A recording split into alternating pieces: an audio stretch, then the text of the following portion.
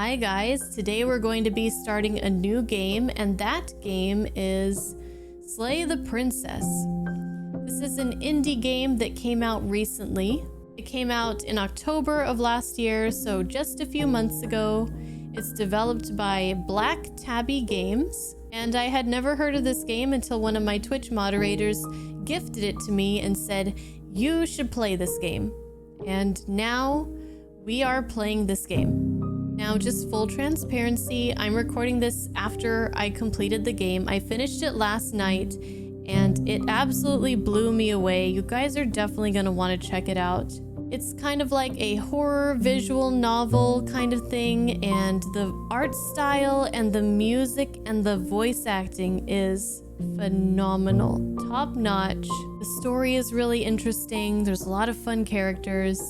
This playthrough is going to be a little bit different from what I usually upload, like about an hour to an hour and a half for each episode. I'm going to just take the first stream, and that's going to be today's video, and the next video is going to be the second stream. We finished it in 2 streams. I hope you guys will watch this through to the end because it is so worth it. Let's get started. Please enjoy this pleasant surprise for me, Slay the Princess. This is a horror game, and it is not intended for all audiences.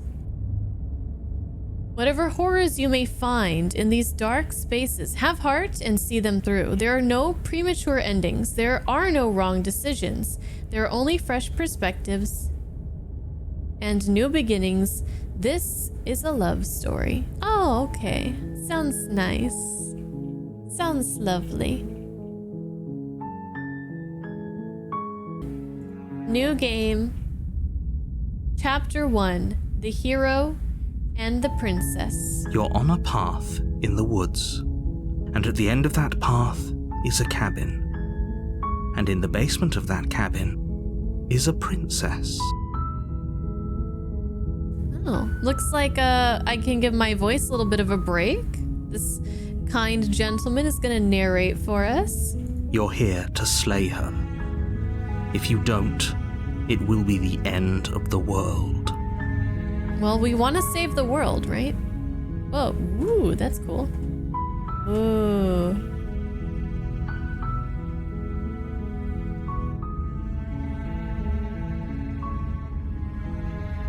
Explore. Oh gosh, well, there's a lot of options. The end of the world, what are you talking about? Have you considered maybe the only reason she's going to end the world is because she's locked up? Killing a princess seems kind of bad though, doesn't it? Can't someone else do this? Forget it. I'm not doing this. Have you considered that maybe I'm okay with the world ending? Do I get some sort of reward doing this? Oh, okay. Thanks for telling me what to do. Oh, okay. So I can ask clarifying questions before I make a decision, I think. Okay. Let's ask about the end of the world. That seems like some good info there. I'm talking about the end of everything as we know it.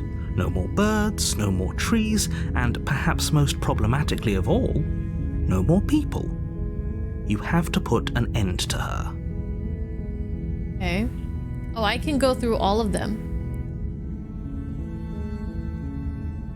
Oh no, there's different stuff now. How can a princess locked away in a basement end the world? If you don't tell me why she's dangerous, I'm not going to kill her. Do you have any evidence to back this up? Have you considered that maybe the only reason she's going to end the world is because... Okay, so we have the old options and we have some new options as well. How can she end the world? Don't linger on the specifics. You have a job to do here. Just get in there and do what needs to be done. We're all counting on you. I'm gonna keep asking questions. Do you have any evidence to back this up? Look, you're already on the path that leads to the cabin. Why would you turn be around, here though. if it weren't to complete a very important task? You've made it this far, you might as well reach the end of your journey. Not true.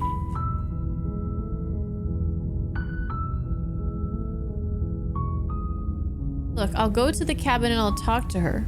And if she's as bad as you say, she is, then maybe I'll slay her. But I'm not committing to anything until I've had the chance to meet her face to face.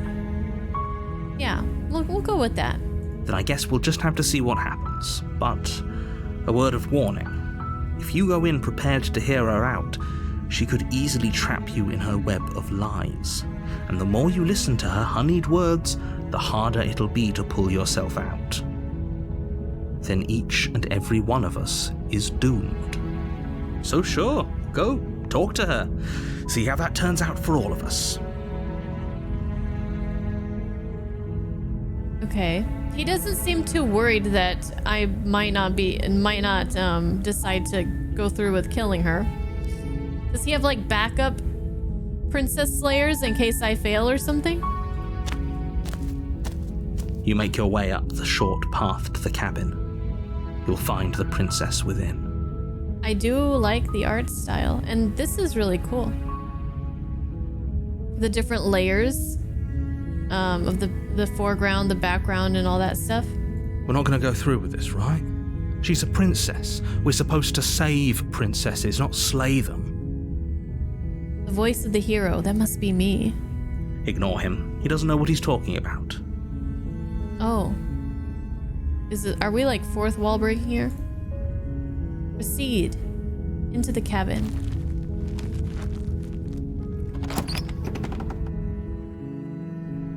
The interior of the cabin is almost entirely bare. The air is stale and musty, and the floor and walls are painted in a fine layer of dust. The only furniture of note is a plain wooden table. Perched on that table is a pristine blade. What am I? The hand, like the pointer, is a hand that has a claw on it, like a talon. The blade is your implement. You'll need it if you want to do this right. Okay. Sure, let's take the blade. You take the blade from the table. It'd be rather difficult to slay the princess and save the world without it. Into the basement. The door to the basement creaks open, revealing a staircase faintly illuminated by an unseen light in the room below. This is an oppressive place. The air feels heavy and damp, a hint of rot filtering from the ancient wood. If the princess really lives here, slaying her is probably doing her a favor. Or we could get her out of this place. Her voice carries up the stairs. Who's there? Oh. Sultry voice. She sounds dangerous. It's almost as if she's the one in charge down here. Don't let it fool you. It's all part of the manipulation. Or are you the manipulator, Mr. Narrator? Hi, just checking in. Hey, I think I'm here to kill you. Hi. Don't be a stranger. It's been so long since I've had any visitors. Come on down. She does sound very suspicious, I will say. She doesn't sound like somebody who's You walk down the stairs trapped. and lock eyes with the Locked princess. There's a heavy chain around her wrist, binding her to the far wall of the basement. She's so coldly beautiful. Is she really a threat to the world? Focus on the task at hand. And there you are. Are you here to kill me or something? Actually, yes.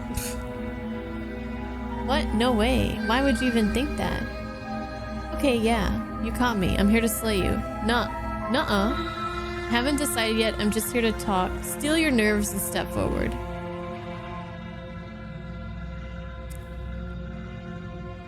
I'm just here to talk. Then why did you bring a knife with you? How about you drop it, and then we can chat? She makes a compelling point. What if we just dropped the blade and talked? Look at her. It's not like she's a threat. Don't you dare.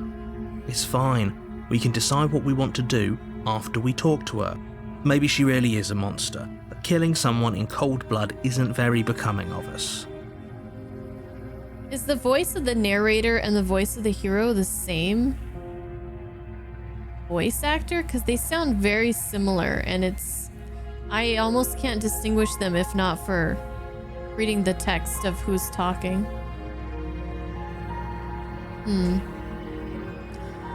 Let's drop it. The blade tumbles out of your trembling hands and drops to the floor with an unceremonious clang. Thank you. Maybe now we can just talk. Against your better judgment, you step forward to speak with the princess face to face, unarmed. She got some big ol' eyes. We'll be fine. I don't know what you're hoping to accomplish here, but I can assure you there's no reasoning with her. Just make sure you don't forget about the blade on the floor. You're going to need it. So here we are. What an awkward start to a relationship. Yeah, pretty awkward. A relationship? Are you coming on to me? How would I get you out of here? I'm here because you're supposed to end the world. There's people out there who think you're going to end the world. What do you have to say about that? What's your name? How long have you been down here? Do you know why I'm here to kill you? Okay, we've talked enough. Let's start with her name. She hesitates before answering. You can address me as Your Royal Highness, or Her Majesty. Any honorific should do, really. Note the lack of detail. You can't trust her. Oh, okay. I will remember that if someone gives a lack of detail, not to trust them. Thank you, narrator. I do not trust you because you did not give me any details when I asked. Very important questions. I'm here because you're supposed to... let me do this one. There's people out there who think you're going to end the world. What do you have to say about that? Don't just tell her that. They were saying I may want to move my camera to the other side. Okay. Is that why they threw me down here? But I don't want to hurt anyone. I like the world, I think. You think? Both of them are creepy. I don't trust the narrator or the princess. I don't remember much about it, to be honest. I've been down here a long time. Oh. Really? Just how long has she been down here? If I'm supposed to be capable of ending the world, then how did I wind up here, chained to a wall? Have they told you why I'm allegedly so... dangerous? They haven't.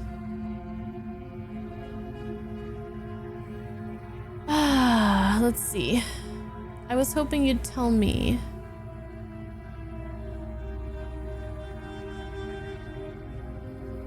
Ending the world seems like an awful lot for just one person to do. I wouldn't even know where to start. I mean, it's so easy for her to just lie to us, though. I believe her. She doesn't have to know how to destroy the world to be capable of doing it.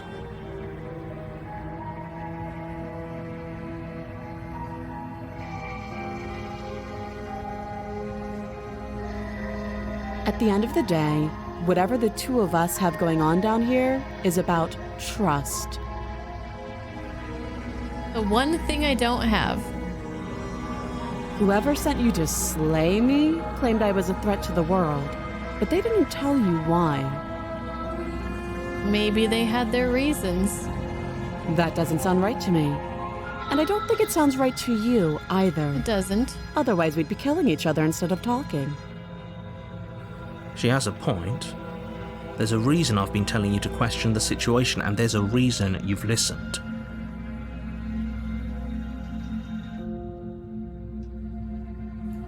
So, I could tell you that I'd lead a quiet life in the woods, or that I'd open an orphanage, or that I'd do any other number of good things that I'm sure you think you want to hear. But you don't really know me, do you?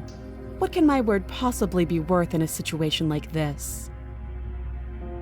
Yeah, pretty much. She's right about one thing. Her word isn't worth anything. Well, we don't know what it's worth. Like I said, it's all about trust. Blind trust. So do you trust me, the prisoner, the victim, the princess clearly incapable of ending the world? Or do you trust whoever put me here? Neither. She's wrong. This isn't about trust. This is about risk. We stand to lose everything, all for the sake of one person, and a subjugating monarch no less. The needs of the many outweigh the needs of the few, or the one. A relationship? Are you coming on to me? How would I get you out of here? How long have you been down here? Yeah, how long have you been down here? Too long.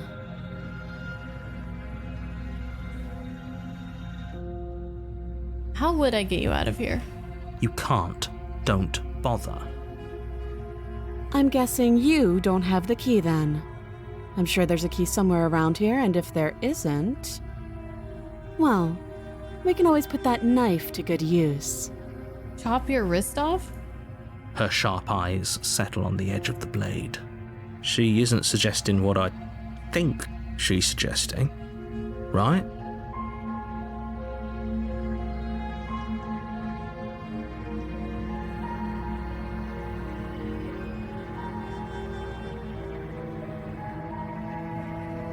She is.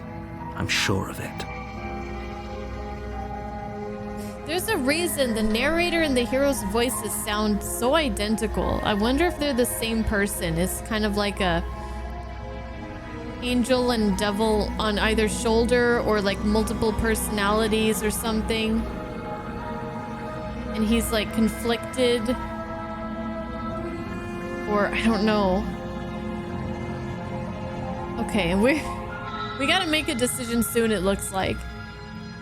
A relationship. Are you coming on to me? Don't jump to any weird conclusions. We're two people who have met each other.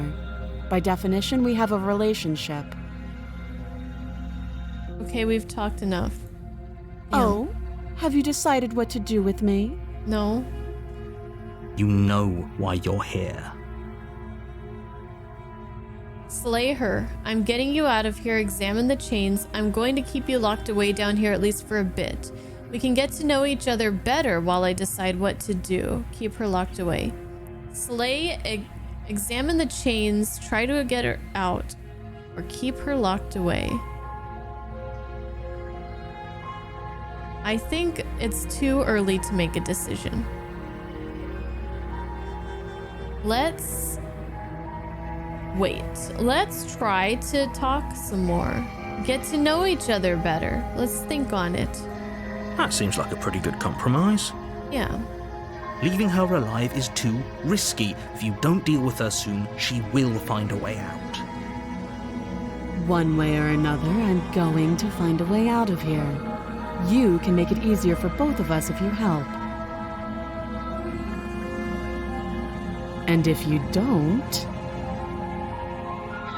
I can promise that you'll come to regret that decision. You have to make a choice. Let's hope for all our sakes it's the right one. Oh shit. Well, we didn't really get to talk to her that much, did we? They're making me make a decision, and I don't trust either of them, and either the narrator is right or he's wrong. And either she's good or she's evil. Or is she gray?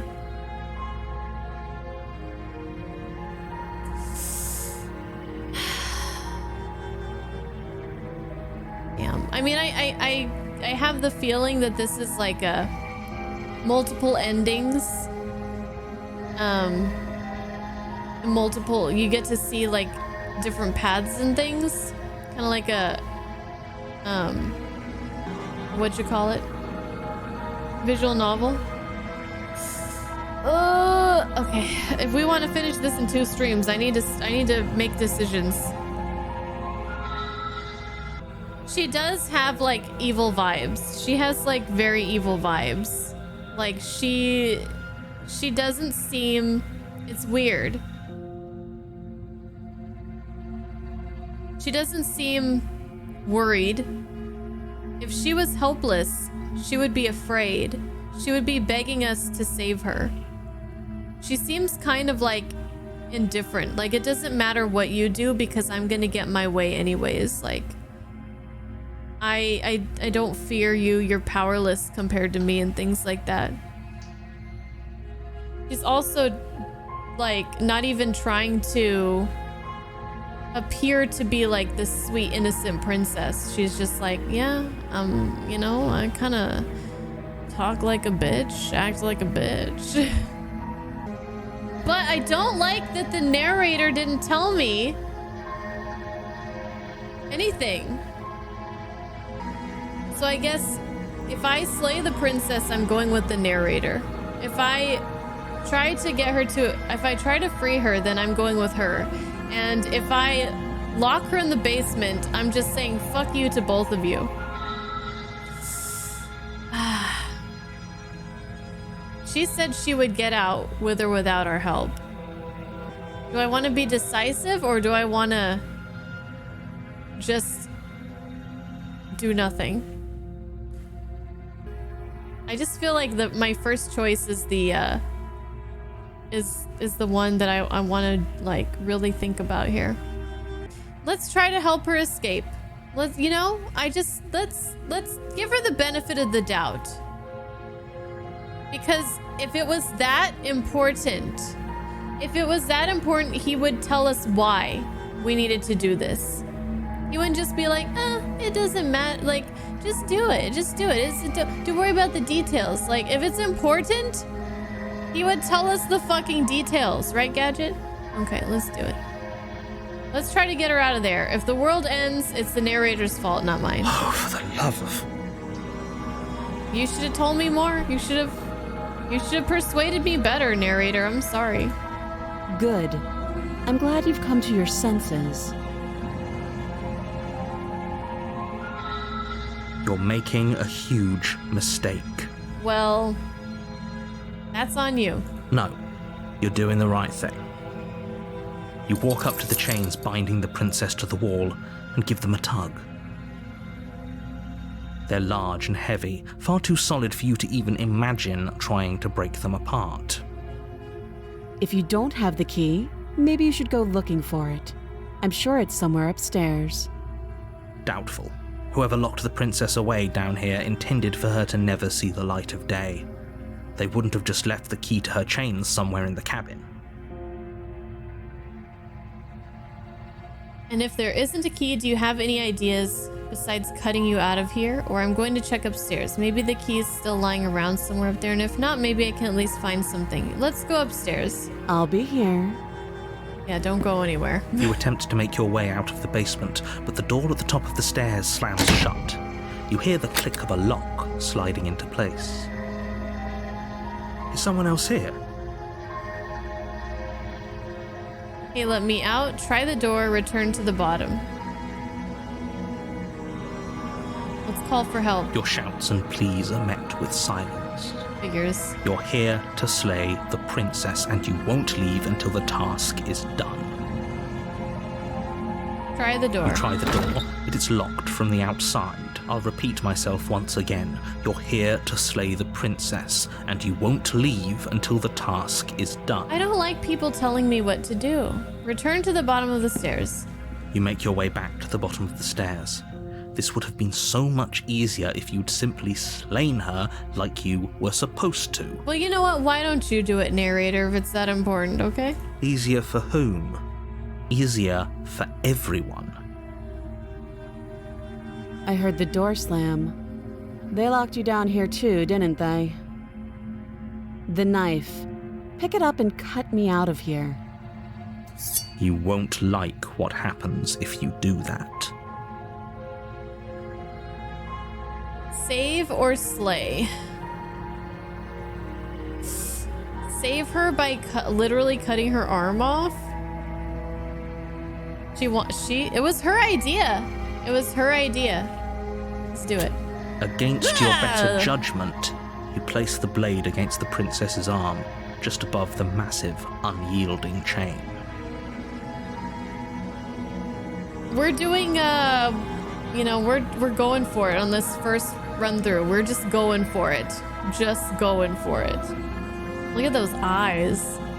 You cut into her flesh. Sound effects, please. The blade is sharp and you make quick work of it. Before long, you're able to crack through bone, and she pulls the bleeding stub of her arm through the iron gauntlet. She didn't so much as utter a sound. Free from her bindings, the princess turns to face you, her fierce gaze meeting your eye. Is she undead or something? How is she so composed after losing an arm? It's like she isn't even bothered by it. Thank you. Now let's get out of here. Approach the locked door. You think you can get through the locked door with your stub? No, we won't have any of that. The stakes are too high. You can't just let her escape into the world. No, I just can't let her escape into the world. As the princess approaches the bottom stair, your body steps forward and raises the blade. Hey, you can't take over. Oh, look at, yeah, see? What am I?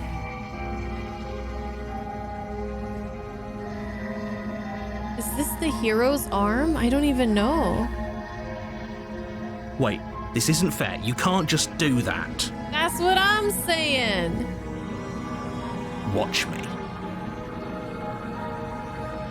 No! Rigged! You bring the blade down and plunge it into the princess's back. Finally. No, I didn't! Okay. There's no going back now. Though the blade left a deep gash in her shoulder, she barely so much as flinches, turning around to stare at you incredulously. Are you serious? I don't even know what to say to you. I don't know what came over you, but if we're doing this, I guess I'll have to kill you. I tried not to. Do you think I need both of my arms to do that? I can beat you to death with one. But I don't have to tell you that. I'll go ahead and show you.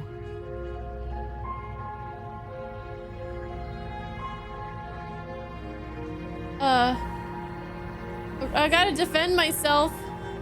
Slay. Thank you. I don't know. You swing your arm towards her throat, the blade singing through the air. I think we're dead no matter what.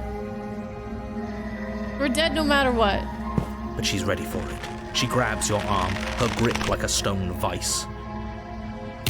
You drop the blade, pathetically. She lets go, and faster than you can react, rears back and hits you with a bone-shattering haymaker. There's a ringing in your ears. You're fairly certain you can feel bone grinding against bone where she fractured your jaw, but your body isn't allowing you to feel much right now, adrenaline coursing through your system and numbing your nerves. You fall to your knees. You're barely able to bring your trembling arms up to defend yourself before she hits you again. Every blow is as punishing as the first. You feel bones shatter with every impact, unknown ruptures blossoming with blood somewhere inside of you. She's definitely, there's something not right about her. She's like some kind of immortal or something. I don't even know. You poor thing. I'll go ahead and put you out of your misery. She places a confident heel on your chest and pushes you down to the ground. Her knee falls to your throat, your windpipe crushed beneath a weight you didn't think her slight form could possibly possess. It can't just end like this, right? I'm sorry, but it's over. Narrator, what? Everything Hello? goes dark, and you die. Chapter 2, The Tower. You're on a path in the woods, and at the end of that path is a cabin. And in the basement of that cabin is a princess. You're here to slay her. If you don't, it will be the end of the world. Okay. I'm getting a terrible sense of deja vu. Hasn't this already happened? Okay, no. But I died. What am I doing here? She's going to kill me again. Wait, hasn't this already happened? It hasn't. Or if it has, I certainly haven't been a part of it. We've just met for the first time, you and I. No, and I don't think this is the second time we've met either. I feel like we've been doing this for a while. If he doesn't remember what happened, then maybe it's best to keep it that way. You know I can hear you, right? It's going to be a lot harder than you think to keep secrets from me. What does it matter what he knows? There's nothing we can do to stop her. She's just going to kill us again. Voice of the broken? She is not going to kill you unless you let her. But slaying the princess and saving the world is going to be much more difficult than it has to be if you spend the whole time second-guessing yourself. Let's assume I'm telling the truth and all this did already happen. Why should I listen to you? Why should I bother doing anything? Those are two very different questions, but fine, I'll indulge you if that's what it takes to get you moving. Let's say for a moment that this really is the second time you've met me, or at least a version of me. You died last time, which probably only happened because you didn't listen to me. Of course we died. She didn't feel pain. She didn't feel much of anything, did she? And she broke every bone in our body before she decided to let us die. What were we supposed to do to stop her then? What are we supposed to do to stop her now? It's pointless. She's just a princess. Slaying her shouldn't have been difficult, but congratulations. You've been given another chance to actually do this right. And I believe your other question was something along the lines of, oh, what's the point of doing anything? If you're asking that, it sounds to me like you're making the rather dangerous assumption that your actions last time around didn't have any consequences. What do you mean? Of course there weren't any consequences. The princess killed us and now everyone's right back where they started. That sounds pretty consequence-free to me. Yes, but in this purely hypothetical scenario, that begs the question of how you got back here. Did time simply rewind itself, or were you instead transported to a different world entirely? If it's the latter, what do you think happened after you died?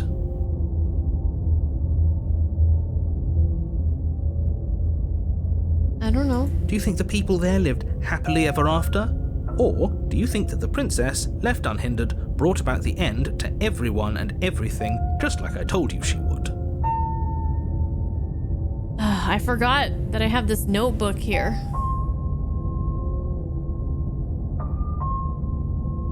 But let's write down. Did time rewind?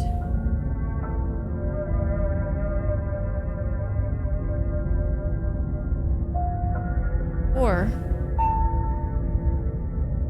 were we transported to a different world?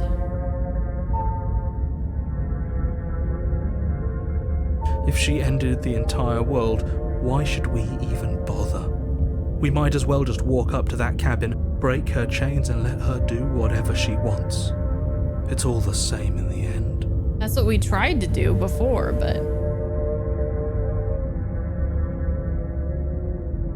Just because she's capable of ending the world doesn't mean you're not capable of slaying her. Both of those things can be true at the same time. So chin up. I believe in you. Let's talk about this princess. Just be quick about it.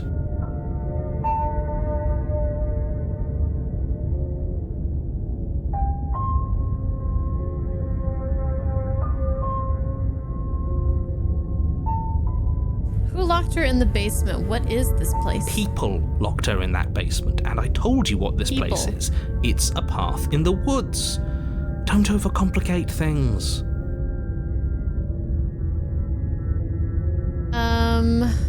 Well, let's see. All she did last time around was beat me to death. How can someone like that end the world? She just can. Believe me, I wish I could tell you more, but you'll just have to trust that what I'm saying is true, and that, despite it all, you're fully up to the task that's been given to you. We're not. We might as well just pledge ourselves to her and stop pretending that we're capable of doing anything in this situation. She probably doesn't even need to try to overpower us. Can we tone down the pessimism just a smidge? I'm not being a pessimist. I'm just being realistic. You're being annoying. Just ignore their bickering, and whatever you do, don't pledge yourself to her. I cannot stress enough how absolutely catastrophic that would be for everyone, yourself included. I think I might do just that. Yeah, I'm wondering this too. If people locked her away, why couldn't they slay her? Why is this falling on me? Look, I'm not supposed to say this, but it's because you're special. You're the only person capable of doing this. Call it a prophecy, if that helps, but it's just the way things are. Okay. So we have a narrator, hero, the broken. Okay. Oh, I didn't know we were special. Of course you're special. Why else would you be here? Who cares if you think we're special? As far as I can tell, the only thing special about us is that we get to experience painfully dying all over again. She killed me last time around. How can I make sure that doesn't happen again? Like I said, if she killed you, it was probably because you didn't listen to me. Don't talk to her, don't trust her, just go in, do your job, and save the world.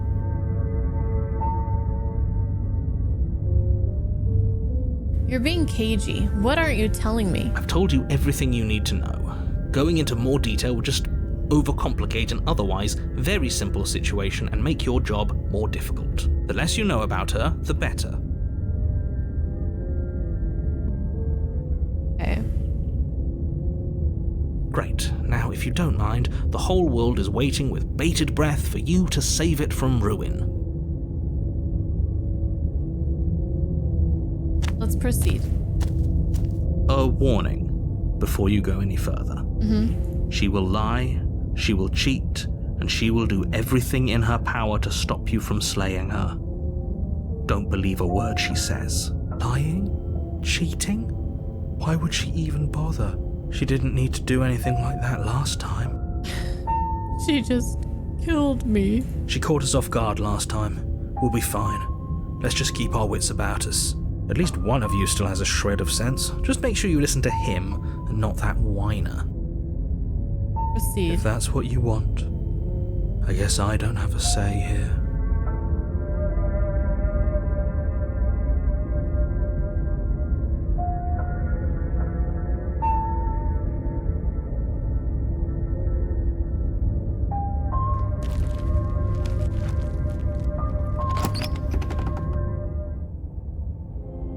The interior of the cabin is larger and more grandiose than its humble exterior would suggest. Looks a lot different. The only furniture of note is a massive marble altar with a pristine blade perched on its edge.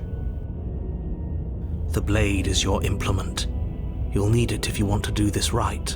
Why do we feel so small? We don't feel small. We are small.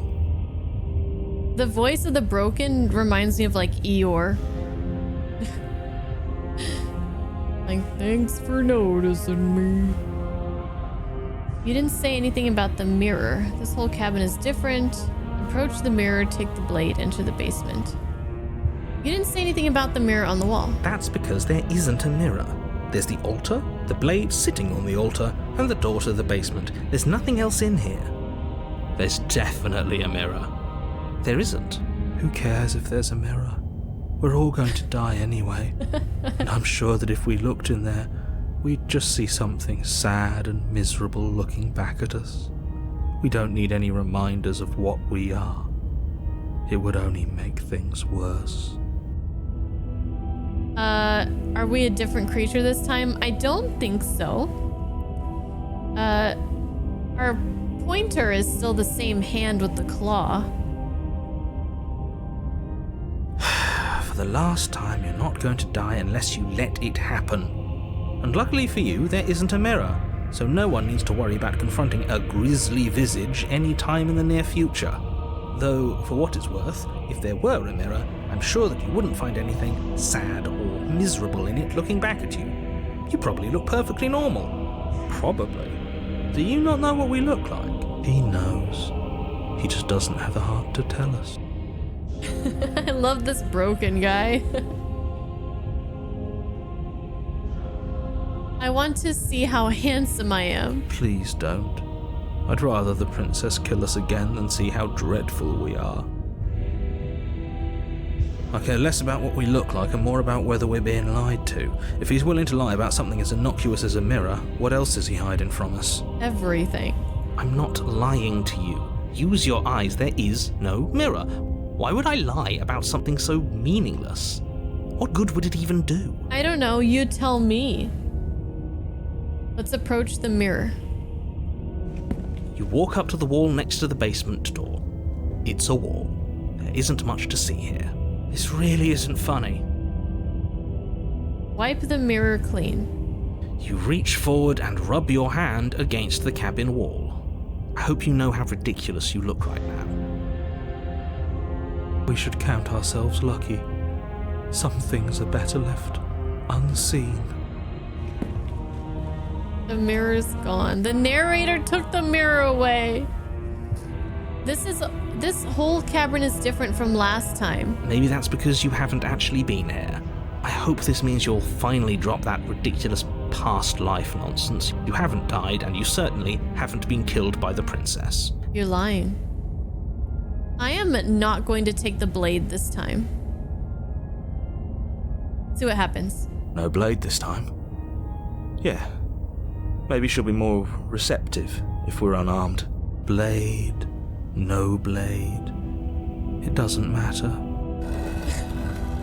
We're all gonna die anyways.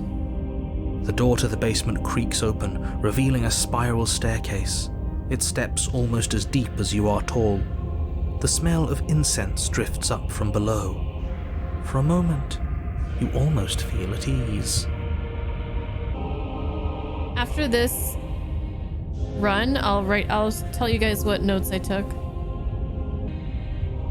Huh. This is actually kind of nice. It's still a stone basement. If the princess lives here, slaying her is probably doing her a favor. That's what you said Her last booming time. voice rolls up the stairs. Is that a guest I hear? Don't linger on the stairs.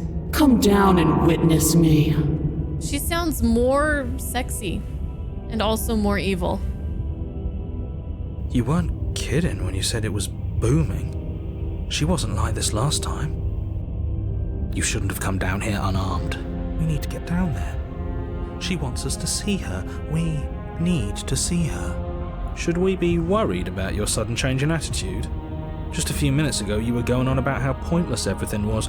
Now you want to go down there. Yeah, because she sounds like a sexy succubus mama. It doesn't matter what that little voice says. He's not the one making the decisions. Though if his ramblings get you to the princess, they get you to the princess. Continue. Making your way down the spiral staircase is a time-consuming and exhausting effort, every step requiring you to clamber over one edge before dropping to the next. But soon the end comes into view, and you tumble to the bottom, entering the vast, temple-like room beyond. The princess towers over you, almost glowing in the weak starlight, her figure framed by a stained glass window. Her long hair billows around her, and a chain binds her wrist to the far wall.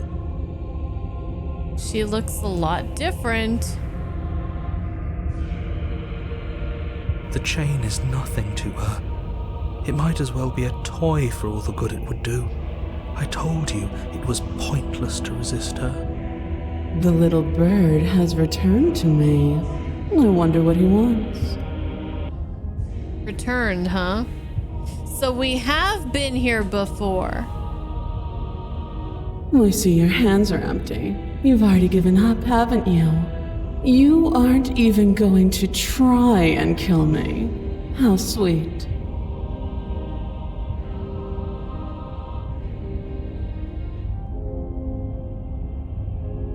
and more than a little disappointing. She's disappointed in us? Kneel. Yes, ma'am. Yes, ma'am. On her command, you fall to the floor, knees painfully connecting with hard stone. That's my good little bird. Now, why don't we talk? The last time we met, you told me I was destined to end the world. That thought wrapped itself around my heart. It has pulled at me since the moment I squeezed the life out of your broken lungs. Gosh, she definitely paints a picture, doesn't she? I could feel its fundamental truth awaken me. Anybody like feet in here? Anybody? I feel like this version of her is for you guys. The collapse of the old is a necessary prelude to the birth of the new, and the world as it is now is overdue for alterations. The collapse of the old is a necessary prelude to the birth of the new, and the world as it is now is overdue for alterations. It's time for me to seize my destiny, and you, little bird, will help me seize it. Well, that gives away the game, doesn't it? It certainly does. And beyond that, it more than lends credence to our conversation in the woods. I don't love the thought that in some other reality you failed to destroy her, but what's done is done. I can only hope it helped you learn a valuable lesson. You are the only one who can deal with her. And if you don't, well, she's let you know what will happen, hasn't she? Then you shouldn't have trusted us with her destruction. She is inevitable. Can't you feel it? He's being melodramatic, but he's not exactly wrong, is he? What are we supposed to do to stop her? Okay, first things first, you're going to have to stuff those pessimistic thoughts someplace far, far away and commit yourself to what needs to be done. The stakes of the situation should be perfectly clear to everyone now. And if you're going to save the world, you have to have faith that you can pull this off. You can't win a battle that you've already lost in your mind. What would you have me do? What have you planned? Just because you're supposed to end the world doesn't mean you actually have to do it. You can be whatever you want to be. I have questions for you before I decide to do anything. What happened to you after I died? I'm yours to command. Your will was so easily broken. Am I that magnificent? Yes, Mommy. All you need to do now is break my chains. If this is what you want, then I guess there's not much else for me to say. No, you can't just give in to her. Not when the stakes are so high. Not when you're so close. I won't let you do this. How am I so close? I don't even have a weapon. There's still something in the way. A greasy film inside of you where it doesn't belong, trying to conceal you from me. Is that a person? No, it used to be a person. It's something different now. An echo. Is she talking about you? Me? That's impossible. She's not supposed to be able to interact with me. Oh. You're a small one, aren't you? What? I'm so confused.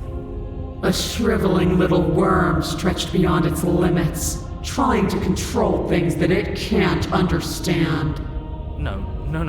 What are you talking about? I'm just... I don't care what you are. You're mine. Ah!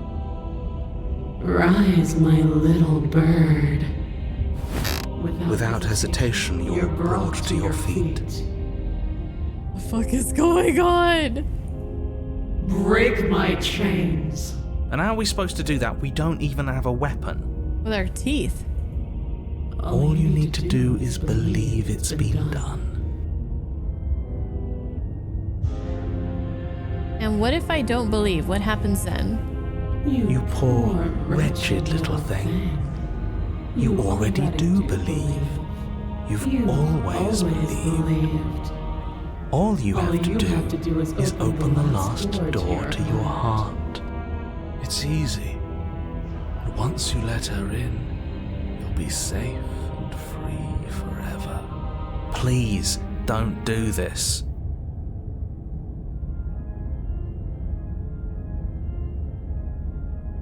I have to, it's over, I'm sorry. There's nothing to be sorry about. This is how it was always going to be. And it is good. Alright, I'm done with this. I'm just gonna go sit in the corner. Let me know if we get our agency back. Break her chains. Her chains shatter, and the cuff falls from her wrist. She is loose, and the end is upon us. What a good disciple you are. Come, it's time for us to leave. What happens now? Nothing. And then, everything. I can't wait. Take her hand.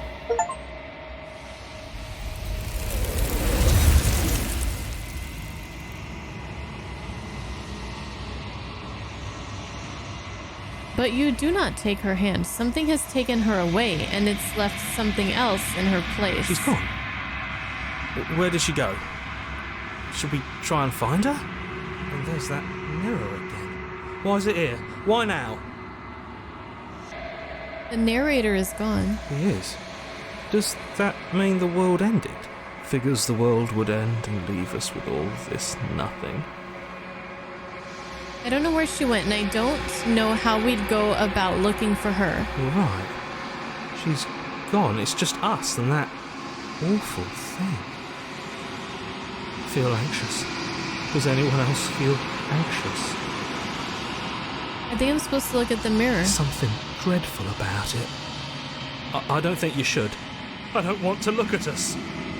Approach. I'm begging you, don't do this. We gotta do it.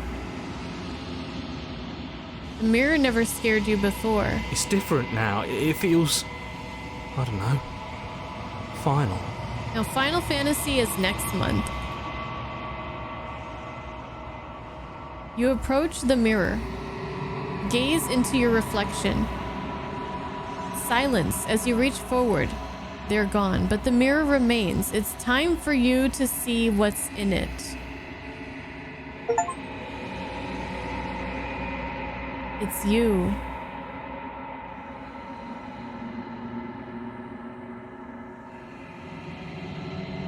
I didn't even really get to see. You are alone in a place that is empty. It is quiet here. Proceed to the cabin.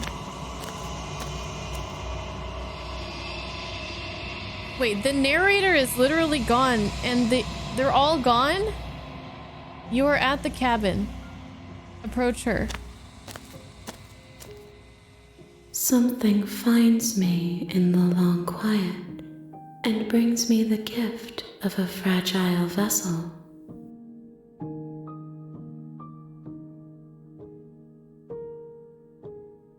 What are you?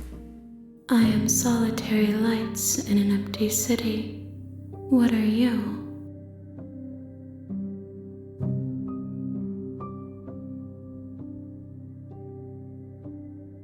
Solitary lights, what do you mean? Thoughts without connections. A dim and nascent network. I wish to be more. What do you think I am? I think that you are like me. We are oceans, reduced to shallow creeks. This is very poetic now.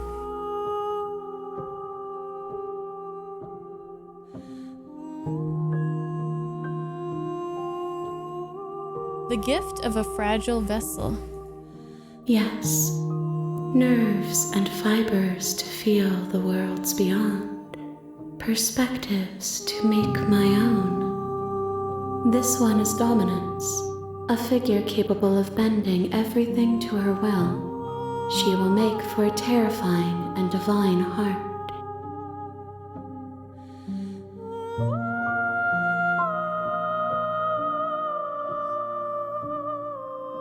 Do not mourn her, for she would not be able to mourn you.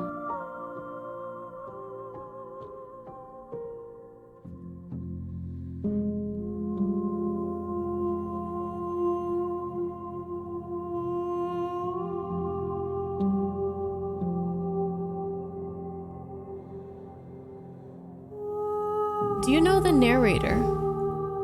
You are the only thing I have ever known.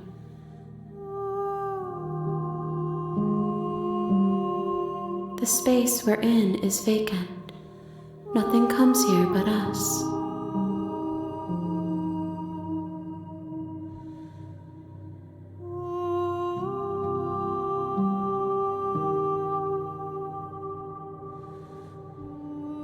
I want to ask all these questions. I hope I'll be able to.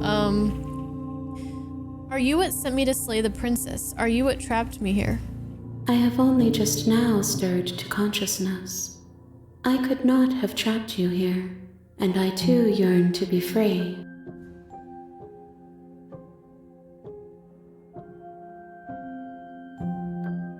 Are you the princess? She is part of me, and part of me is her.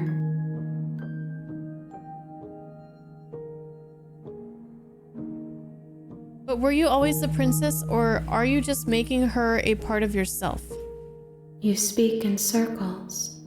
Does it matter where one thing begins and another ends? Kind of, yeah. Oh man, I don't know what's going on. Do you know about the worlds beyond this place? I know only that they are.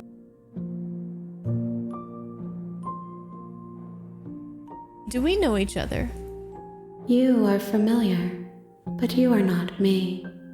I feel sadness, longing, hope as I witness you. Is this the end of the world? How can the world have ended if we are talking? She has a good point. Let her out of there. I'm sorry.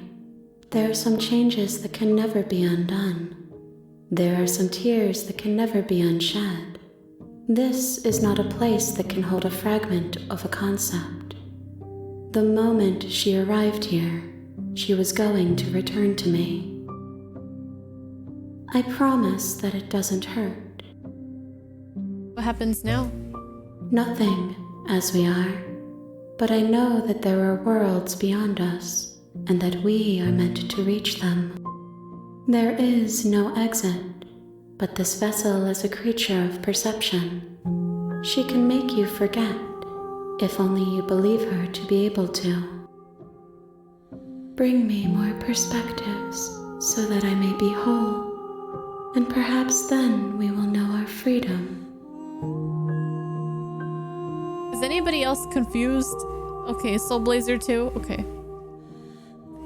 Aren't you scared that I'll find a way to kill you? How much will I forget? How many more pieces of you do you have to find?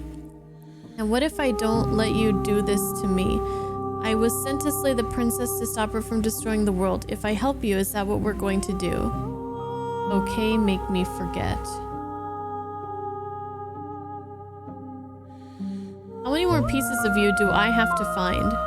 More than you have found, but less than there are to find. I am infinite. The rest will find their own way home. Okay.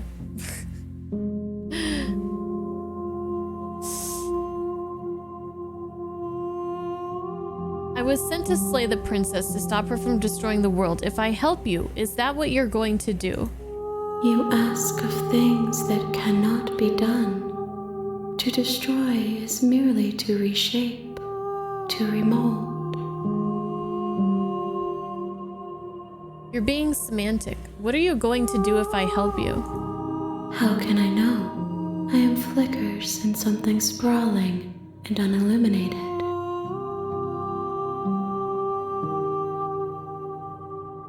How much will I forget? Everything, until we meet again.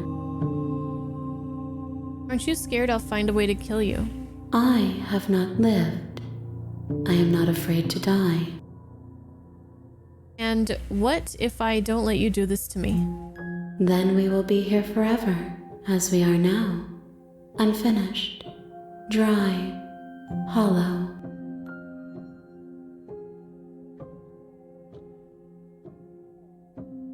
We could try waiting, even though I know eventually we're gonna have to do it. If you need time, then I'll wait with you. Wait forever? Okay. You are as I am now, and forever is a long time to remain undone. I am not you, but I know that I would return before forever was finished. What textures will you weave for yourself to occupy forever? Will you place the images of you and I into a box for safekeeping? If you close that box, will you become another you in another world? An imaginary pattern repeating itself until it can no longer bear the weight of its hand-drawn cage. You'll always come back to the box, because you'll always want to know what it means to be you. I will be here waiting by your side until you're ready to return to mine.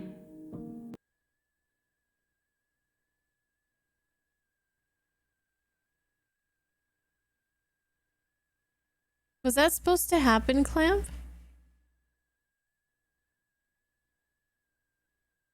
Is that part of the game?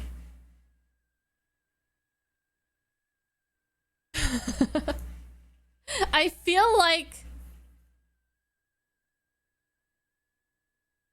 that felt You have intentional. returned to me. Though you were gone mere moments, I never left your side. We're back. Okay, make me forget. She asks that I tell you to remember her. You won't. Everything goes dark and you die. Chapter 1. The Hero and the Princess. You're on a path in the The woods. narrator's back. And at the end of that path is a cabin. And in the basement of that cabin is a princess. We should probably save our game. Okay, so we can skip dialogue we've already seen, I think. You're here to slay her. If you don't, it will...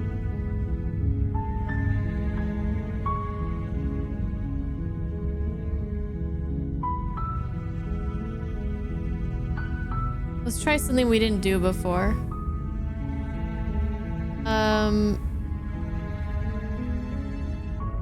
Have you considered that maybe I'm okay with the world ending? Of course I haven't. Why would I even consider that? Nobody wants the world to end. Except the people that are trying to bring about the destruction of the world. I mean, maybe some people do, like nihilists or very, very evil people, but surely you're not one of those, right? Maybe. Okay, well, we haven't tried just leaving and not going to the cabin at all. Turn around and leave. Seriously? You're just going to turn around and leave? Do you even know where you're going? That way.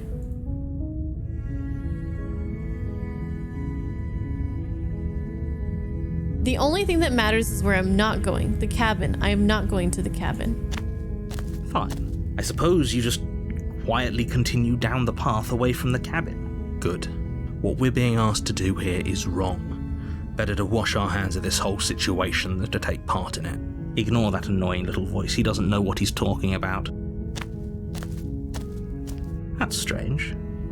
It looks like this path also leads to the cabin. Of course. How convenient. Everything's back on track again. Maybe the world can still be saved after all.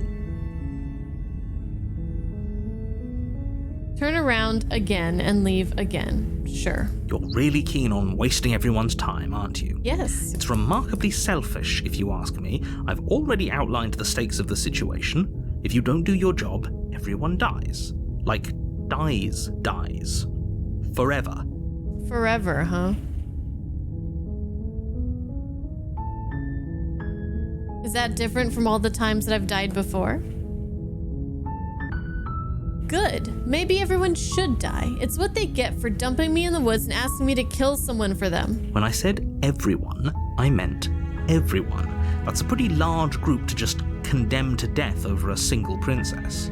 And, last I checked, you're part of everyone too, so if you think about it, walking up to that cabin and slaying her is really in your best interests as well.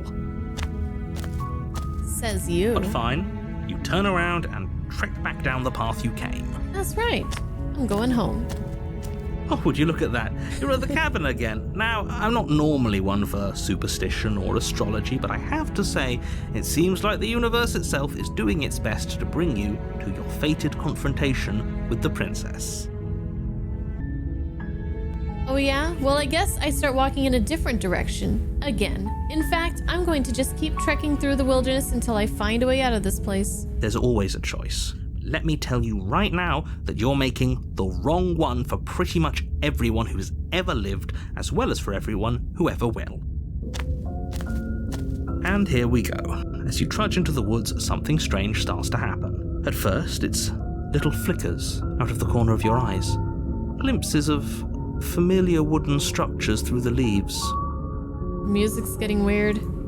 But as you focus on your surroundings, you start to realize that those flickers weren't just a trick of light. In every direction, there is a path and a cabin. And not just a cabin, the cabin. An infinite fractal of paths and cabins desperately trying to draw you back to where you need to be. Why do I feel like this feels like BioShock Infinite? Wait, what's going on? But you're too stubborn for that, aren't you?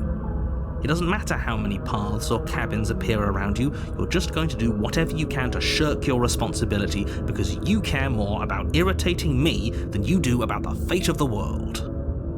You've doomed us all, you know that, right? But of course you do. Otherwise you wouldn't just wander off into the forest in search of certain death. You lose track of just how long you spend aimlessly tromping through the wilderness. But it's not like any of that time spent lost in the woods really matters, because it isn't long before the world ends and everyone dies. Good. Fuck everyone. Fuck the world. You're on a path in the woods, and at the end of that path is a cabin. And in the basement of that cabin is a princess. Alright, so I wrote down when he said, did time rewind or were we transported to a different world? I wrote that down because that sounded important. I've written down some of the different characters that we've come across. There is us, the player, the narrator, the hero, the broken, there's the princess, and then there's this entity that we just met. Let's see. The narrator told us that we are only the only one capable of slaying. Okay. The princess. We're the only one capable of carrying out this task.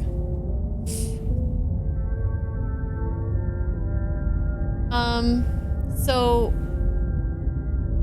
the narrator, I wrote narrator is us? Is he from the future? Is he from another timeline? I'm beginning to think that the narrator, the hero, the broken, and the player are the same person. Just different facets, different pieces of a single person. If that is the case, do we have a name? If one is the hero, one is the broken, who would we be? I don't know yet. I haven't thought about that.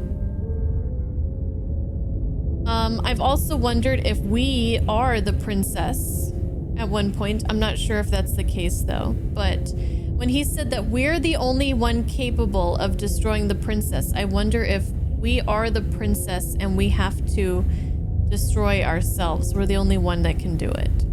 I don't know.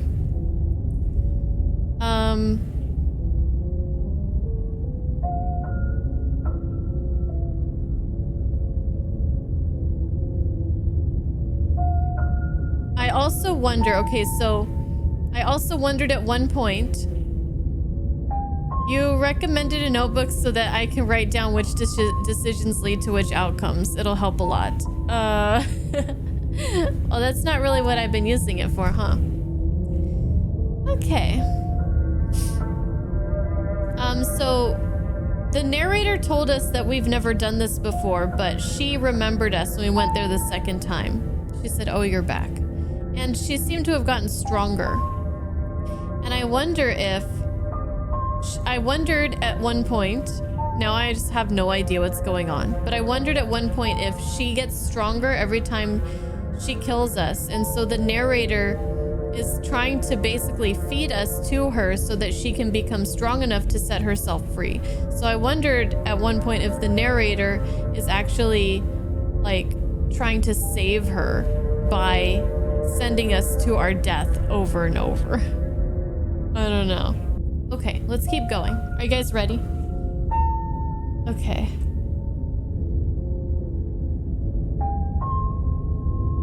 You're here to slay her.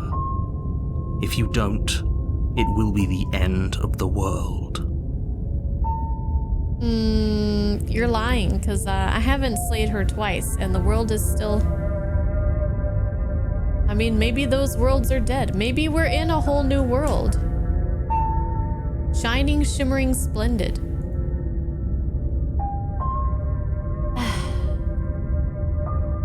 You aren't kidding. She actually ended the world last time, didn't she? What the hell is she? Let's ask that. Last I checked, there wasn't any last time. We've just met, you and I. No, you are me. If he doesn't remember what happened, then maybe it's best to keep it that way. I don't know. I think it's more fun if he knows what we're thinking. Contrarian. He's like a captive audience. We have a new player on the field. The Contrarian. He seems jolly. A lot jollier than the Broken. The entire world ending wasn't enough to get rid of us. I don't think there's much he can do other than object. I wonder what else we can do to ruin his day. Contrarian. What does it mean again? Like contrary? So like... basically, maybe he's the guy who just says like the opposite, like he's the opposite of whatever the hero.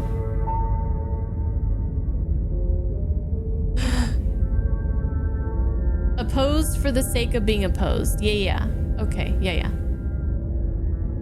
Kind of like what I said, but a lot more succinctly and precisely. Thank you, Shamrai.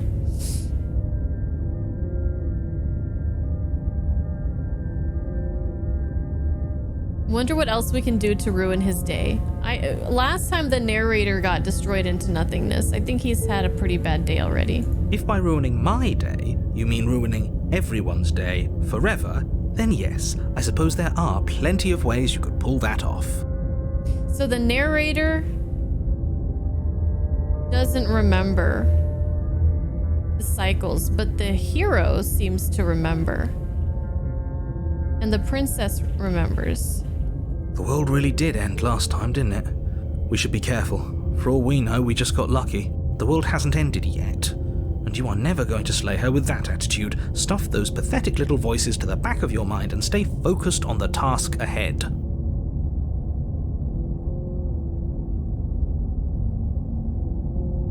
Let's see. Those walls weren't here last time. You can't just force me to go to the cabin. Lie. Yep, okay, heading to the cabin now where I'm definitely going to slay that princess.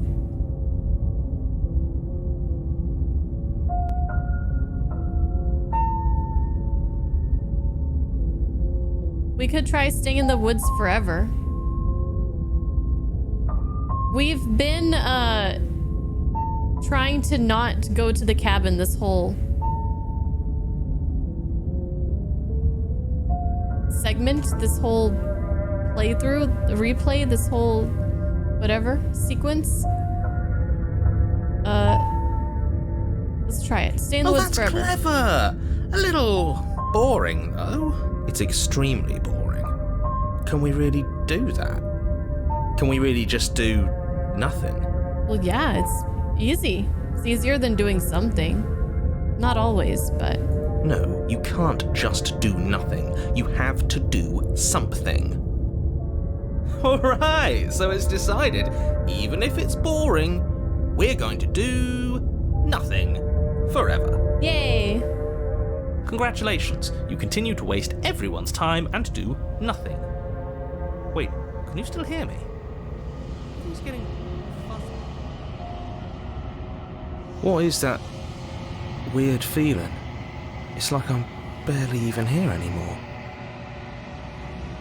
Well, it's not nothing, that's for sure. Does that mean we messed up? I don't think we can do anything but messed up right now. But messed up. The world around you is unwound, its physical matter replaced by a textured nothing. You find yourself in the long quiet. Once again, memory returns. There is a distant rumbling, a sound of many sounds. Undulations pulse louder as something other comes close. You already know what dwells in the empty spaces. The hands! Feelers probe across the fabric of reality. Extremities find your consciousness and wrap themselves around it. You are no longer alone. Confusion. Why are you here? I am unfinished. Resistance. Fingers draw claws across the glass surface of your soul. Frustration. This vessel is full of you. It is useless to us if it doesn't bring more gifts. Force pushing against your will. No, you cannot go back. Not there. Regret. This world is broken beyond repair. We must weave something new. A wagging finger. There's only so much thread in this place. Do not waste it. I am your only salvation. Jesus.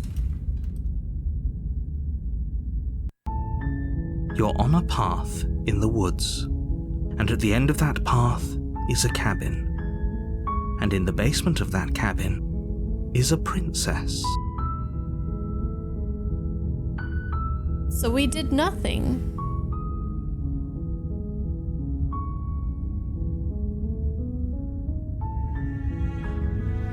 And then we died. The world ended. I don't know. You're here to slay her. If you don't, it will be the end of the world. Okay. Do I get some sort of reward for doing this? Yes, but you'll have to slay her before you get it. Of course.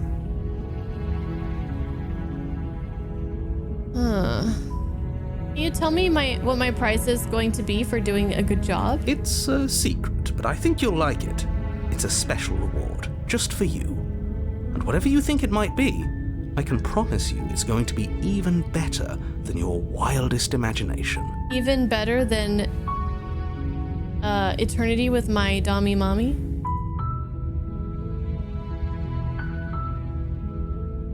Alright, let's push on forward. You make your way up the short path to the cabin. You'll find the princess within.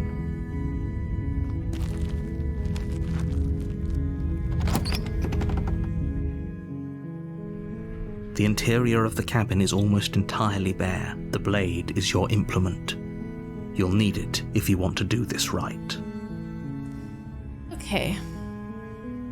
So we entered the basement without the knife, but it was on chapter 2. So I wonder what happens if we do it on chapter 1.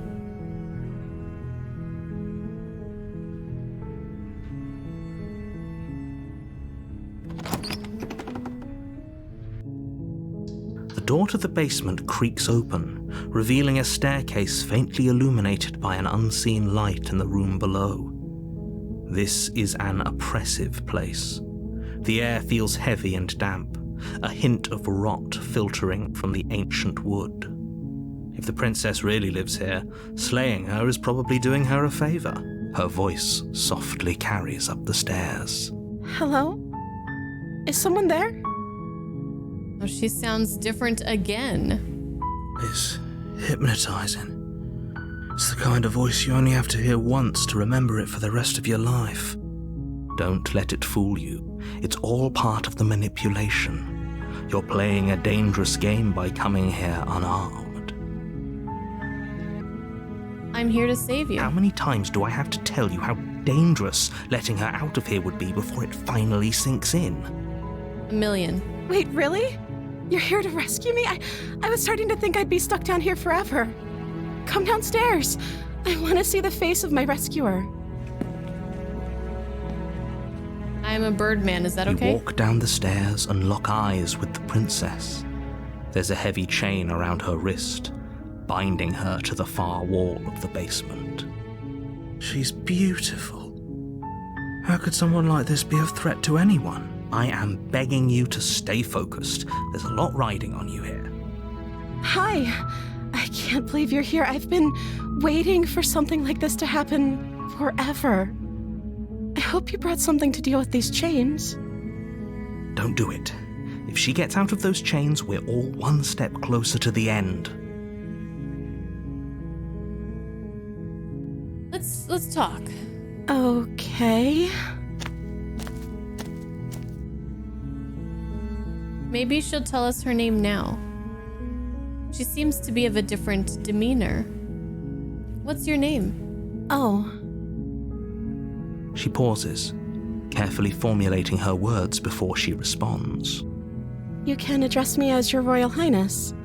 Or you can just call me Princess if Your Royal Highness is too formal. Is Princess her name or her title? What if it's both? Could you imagine being named Princess Princess? So Princess is your name? Like I said, you can call me Princess if you'd like. Okay. Fair enough. I'm sorry, I've been down here so long I guess I've just forgotten. I must have a name though. Everyone has a name. We'll name you... Okay, that's weird. We'll name her... Worm. She hadn't even thought to pick a name for herself. Hopefully you're starting to see that she can't be trusted. Go back upstairs, get the blade, and slay her before it's too late. You worked with a princess? I went to high school with a girl named Princess.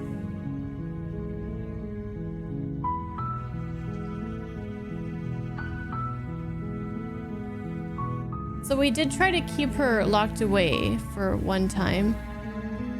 But then we eventually had to do something, so we chopped her arm off.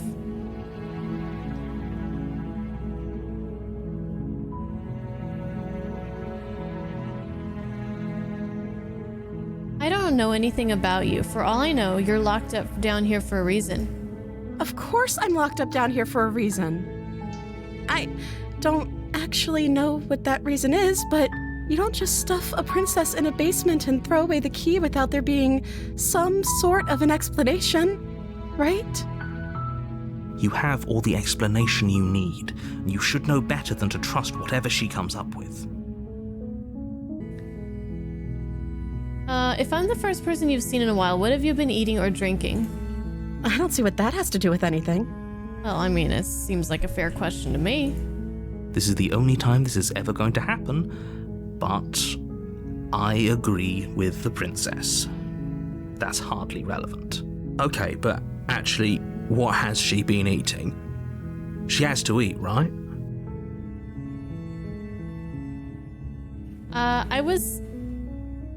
I was sent here to slay you. You're apparently supposed to end the world. But I don't think you're actually dangerous. Is that why they threw me down here? But I don't want to hurt anyone. I like the world, I think. She thinks again. I don't remember much about it, to be honest. I've been down here for so long. It's the same dialogue as before. How long has she been locked away? Did they tell you how I'm supposed to end the world?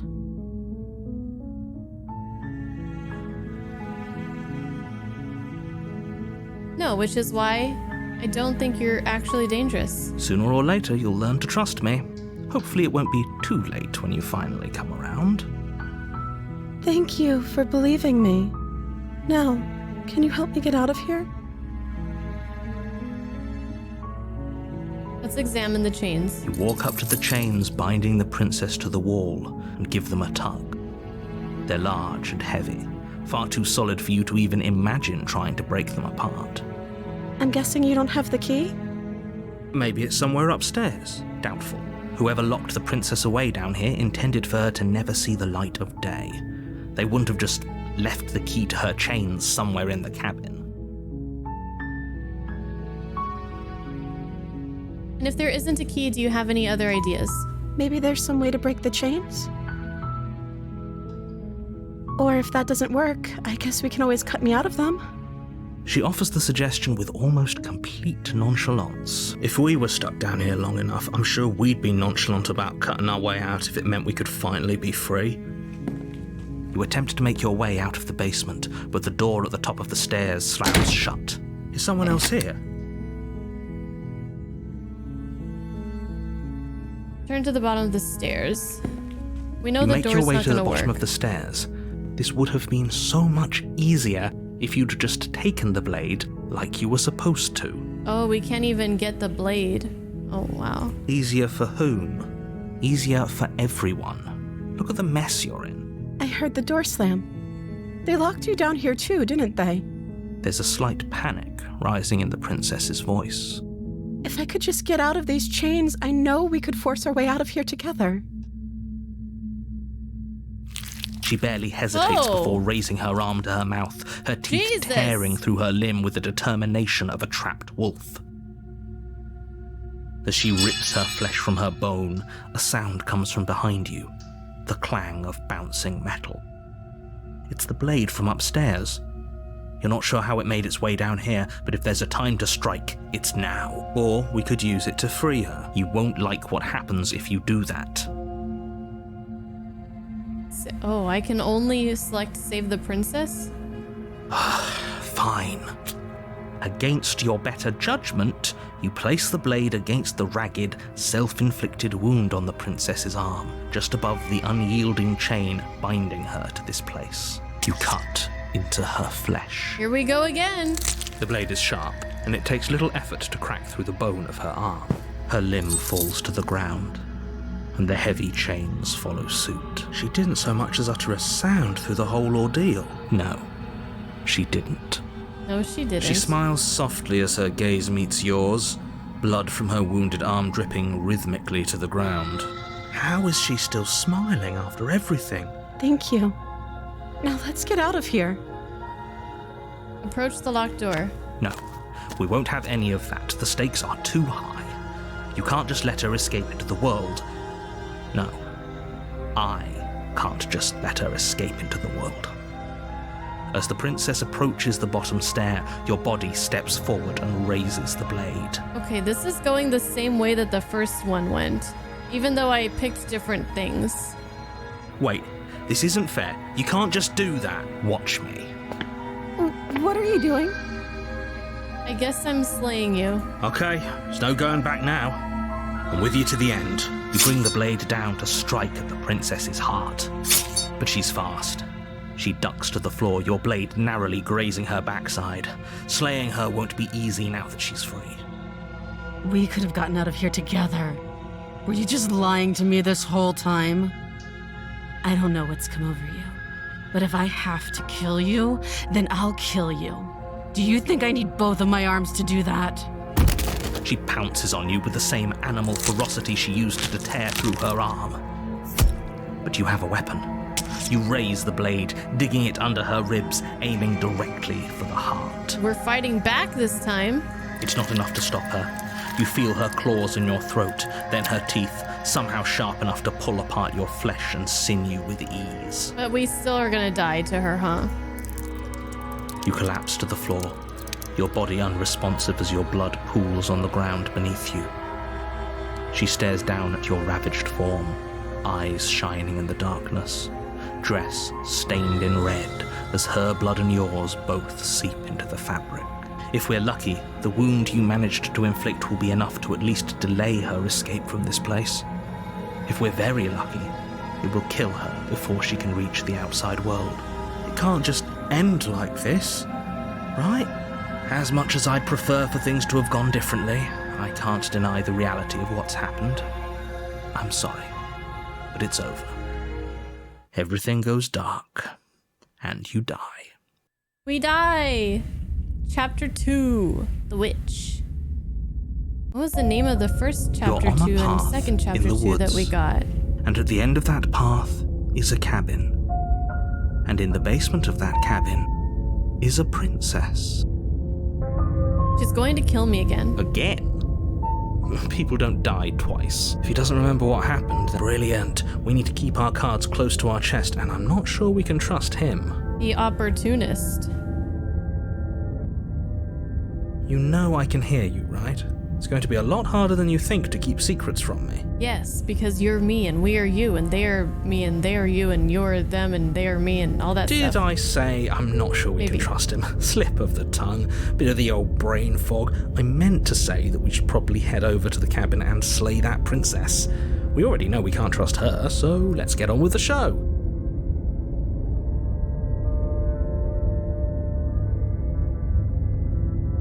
Proceed. Okay. A warning before you go any further. Yes. She will lie. Yes. She will cheat. Okay. Don't worry. You can trust us to get the job done. Okay.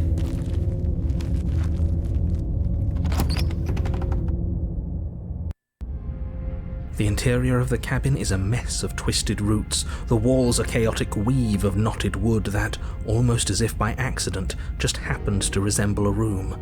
The floor is damp and earthy, and the only furniture of note is a slab of mud in the shape of a shelf, with a pristine blade perched on its edge. The blade is your implement. You'll need it if you want to do this right. Should we approach the mirror again? Probably nothing new. Walk up to the wall next to the basement door. It's a wall. There isn't much to see here. What are you talking about? It's a wall. This isn't a wall. It's a mirror. Wipe it clean. You reach forward and rub your hand against the cabin wall. I hope you know how ridiculous you look right now. Okay, the mirror is gone again. Okay, let's take the blade. You take the blade from the shelf. It would be difficult to slay the princess and save the world without a weapon. Well, if we're grabbing a weapon, we should probably keep it hidden behind our backs. She doesn't have to know we have it. That's not actually a bad idea. Enter. The door to the basement creaks open, revealing a staircase dug into the muddy earth below. The ceiling is thick with roots that hang like locks of tangled hair. The weak starlight from the cabin windows behind you can barely penetrate the gloom here, only illuminating the edges of an opening below. It shines in the darkness like some kind of massive maw, waiting to swallow you up into the air. Smells of dirt and copper. It's thick and wet, as if your lungs are being coated in mud with each intake of breath. If the princess lives here, slaying her would probably be doing her a favor. Her voice skitters up from below. Something nasty finds itself on my stairs. Come on down. Don't be scared. I probably won't bite. I'm not nasty. But you are. You're a wretched little thing. Oh, I like it when you talk to me like that. I recognize that voice as easily as I recognized your nervous little footsteps coming up the path. I know who you are, and I remember what you've done. She must have you confused with someone else. She seems friendly enough. Maybe we can talk our way out of this whole situation. You can't. Unless you slay her right away, she's going to break free and end the world. There's no reasoning with what she is. Look, I'm just throwing ideas out there. I like to think out loud. I'm the kind of guy who likes a discussion. Don't we want to hear what everyone has to say before making any big decisions? Do you want to hear what everyone has to say? Or do you just want to hear yourself talk? You need to stop lingering. Your task is to slay the princess, not endlessly debate about what to do with the princess. Fine. You're the boss. Thank you. You descend the basement She has a steps, tail. entering the dark room below. And hairy werewolf legs. You can just make out the shape of the princess in the gloom. She's huddled against the far wall, her eyes bright and glaring from amid the thick roots. Any furries in here? This one's for you guys. And there you are, one hand tucked away behind your back, gripping that sharp, sharp blade, no doubt. That's no fair. How would she know that? So, we've dropped the pretenses. Good. You made a comment back in the woods about having been here before. Now she's acting like the two of you already know each other. Oh, no. You've already been here, haven't you? Well, not here. That's pretty sharp. How'd you figure that one out? Call it deductive reasoning. Well, you seem to be great at it. So, you really don't remember us, do you? No, I don't. But you and the princess clearly have a shared reality, even if I'm not a part of it. I won't waste time fighting you on something that's clearly true. I'm just glad we could put all this behind us. Is it all behind us? Just focus on the task at hand. I don't care if you've been here before, and I don't care if you think you'll go somewhere else after this. My world is on the line right now, so I'd appreciate it if you would take this seriously and slay her. Let's chat her up a bit first. Maybe we can find a middle ground where everyone's happy. It never works. Don't talk to her. You're just going to make things more difficult than they have to be. Well, I seem to remember you having a tongue. I'm sorry about the last time. I made a mistake. Don't worry, the blade isn't for you, or not for killing you. We've got to get you out somehow, right? I get the sense that you're not happy with me. I died last time. You didn't. If anyone here shouldn't be trusted, it's you. I know, things got messy last time, but I think there's something bigger than both of us at work. We should team up. Can't you get out of those chains on your own? Those chains didn't stop you last time. Why do I have a nagging feeling you're gonna stab me in the back if I help you? I don't want to hurt you, but clearly there's some broken trust. Take this as a gesture of my goodwill and give her the blade. I don't trust you. Leave her in the basement. Slay the princess. Slay the princess. Well, we can explore before making a decision.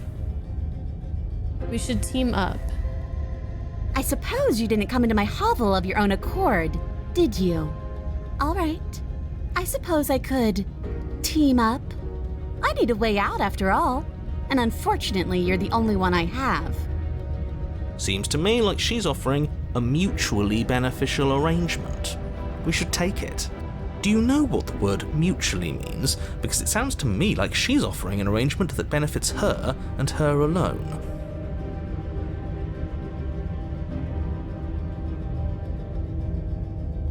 Sorry about last time. Ooh, smart. Let's apologize, get us back on the right foot. Oh, you're sorry. Isn't that nice? You're such a gracious little monster. If you're sorry, then let me out of here. Prove it. Let's try just slaying her. We've never done this before in any of the scenarios. I'd like to be straightforward with my intentions. I didn't care for how you treated me last time. I think you might be a danger to the world. I'm going to attack you now. Do you think that being direct with your ill will frees you from its wickedness? Murder and betrayal are still murder and betrayal, whether you state your intentions or keep them hidden behind your back. See, this is why we never tell people what we're actually thinking. She's just as mad, only now she's ready for us. Not that I think it matters. Still, better a violent fool than a plotting coward. Better for me, I mean. As you close the distance, readying your strike, the princess's chain falls from her wrist. She takes advantage of your split second of surprise and throws a fistful of dirt into your eyes. Pocket sand! She could have gotten out of those the whole time. That sneaky little... A woman after my own heart, really. It's a shame we're playing opposite teams. This is why you couldn't just abandon her here. Left to her own devices, she would always find a way out. Now stop her. You must have known I would be ready for you. Deep in your heart, you know the same things about me I know about you. We're both so very awful. As you brush the silt from your eyes, the princess tackles you, flattening you against the dirt floor. Oh my, Dommy mommy? We were always going to kill each other here, weren't we? I can't trust you, and you can't trust me, and those doubts spin and spin and spin into hate. She buries her teeth deep into your chest, tearing at... Great, she's just in for a penny, right? Why not? Great, she's distracted, stab her in the back. This is the opportunist. Why not? As the princess rips meat from bone, you plunge your weapon into her unprotected back. Ha, you bastard! Even face to face, you find a way to stab me in the back. I know you, and you're hideous, absolutely wretched. Just like me. Maybe we are the same. So what? Throw her off us. Kick her in the shins.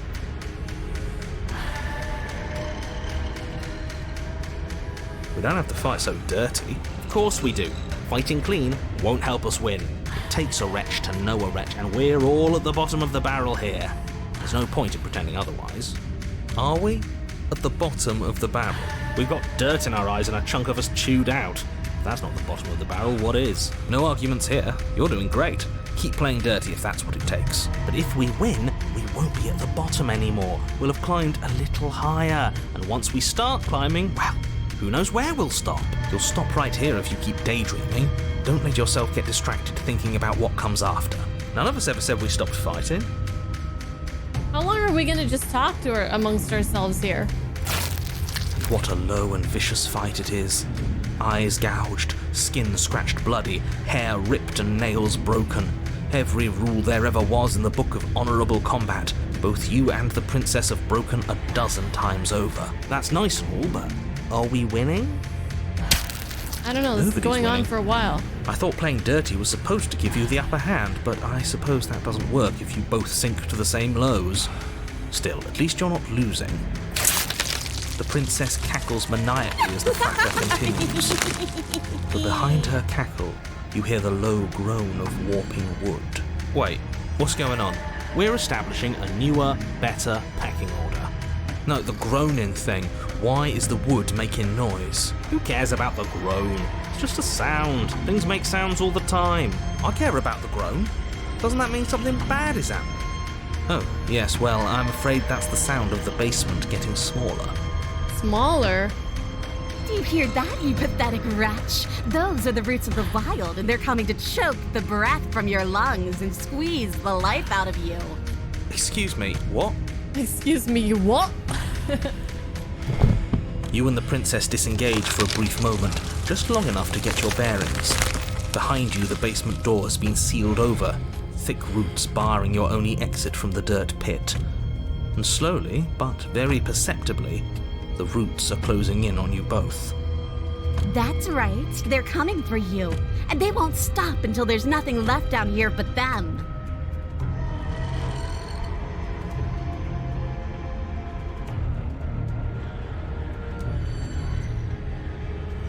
Give up and wait, go out fighting. What about you? They'll crush you just as easily as they'll crush me. As long as you suffer while you die, I'll gladly suffer with you. Especially if I get to see it happen. Gee, thanks. This doesn't help anyone. I can't believe she'd kill us both just to spite me. See? This is exactly why you've been tasked to slay her. She's an antisocial monster who'll gladly burn the whole world for her satisfaction. There's nothing wrong with being antisocial. The roots grow ever closer. We know, we can see them.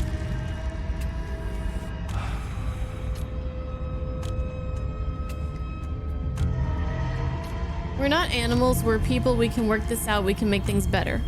But we are animals. We are. You're nothing but fear and instinct, and that's all I am, too. We don't have to make things better. We can't make things better. We're just meant to chase each other in the dark until one of us catches the other. And then we'll do it again and again and again. You know, I don't think she's actually a go-getter at all. I think we may have misread the situation. I think you misread the situation. Everyone makes mistakes. The important thing is that we can move on from them together with no hard feelings. I don't think there's any moving on from this, though. That's the thing. Just focus up. You aren't dead yet. You can figure this out. I think we're pretty much You feel dead. something against your back. A thick root pushing its way into the cavern. An unstoppable, unyielding wall of bark. You're running out of time. Shit. What do we do? What do we do? We should probably get back to stabbing. The only way out of this is through her, right? So we can give up or go out fighting. Let's go out fighting. You attack the princess animals once we more, are. and once more the two of you fall into a vicious brawl. The basement continues to shrink as you fight, but neither of you pay it any more mind. Not until it's too late. The roots twist around you both, binding your limbs and rendering you helpless. As your fates close in, all you can do is watch her, and all she can do is watch you. At first it's almost gentle. The two of you lifted delicately off the ground, but the cradle of the growing roots soon gives way to tightness, and that tightness gives way to bulging pressure as they begin to constrict. The sound of creaking wood is drowned out by the snaps and pops of your bones, pain flooding your senses as you feel your skin deform, being shaped unnaturally by the living basement. God. Tears well up in the princess's eyes, her own bones splintering and flesh swelling with trapped blood. But still she smiles through it all. I can't wait to do this again, you wretched little thing. I hate you, but I wouldn't have it any other way. The pressure is unbearable. You God. can't breathe, your vision swimming with red, your head pounding as everything tightens. Can we just die already? And then Ugh. you pop. Pop. Everything goes dark. And you die. Chapter 3? It's the first time we got to chapter 3. We are a path in the woods. We have no beginning, and we have no end. Or is it? Something Oh, no, it's cold not. and unnatural sits watching us from just beyond our edge. We got a chapter 3 in the first time round, huh? After we gave ourselves up to Dommy Mommy, then we ended up here talking to this bitch.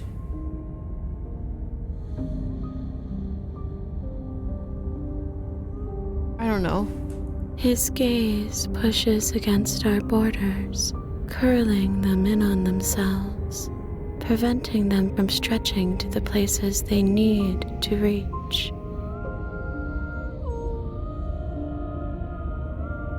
No, that's all wrong. You're not a path in the woods, you're on a path in the woods. Who's even saying that? That's not the princess, is it? Oh no. How many times have you been here? I don't even know anymore. I think this is our third? That's bad. That's very, very bad. It wasn't even supposed to reach 2. If you're at 3, Whoops. well, no wonder things aren't the way they're supposed to be. Let's get our facts straight. What happened last time? What could you have possibly done for things to be like this? The thing that sits beyond our edge speaks his logic into us. He tries to grasp at things that cannot be grasped.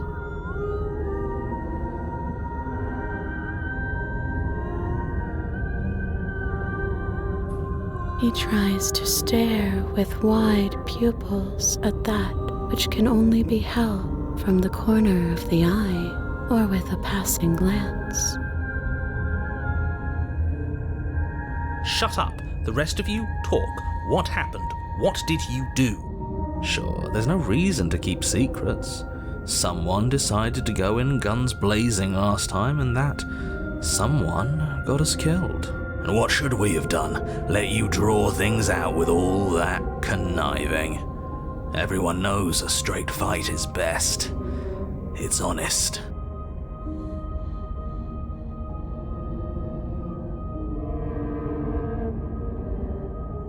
The stubborn. I like him. It sounds like he's gonna ask me, what are you buying? What are you selling? There's no need to bicker about it. I wasn't trying to start anything. I don't mind what happened to us. I kind of like it now that we aren't actively being crushed. Yeah, now that you mention it, this isn't so bad. And it's not like the fight is what killed us anyway, it was the cabin. No point worrying about who charged who when that place ground us all into paste in the end, the princess included. It was a fitting end. I'm sorry if it hurt, but doesn't this make it all seem so small? I see.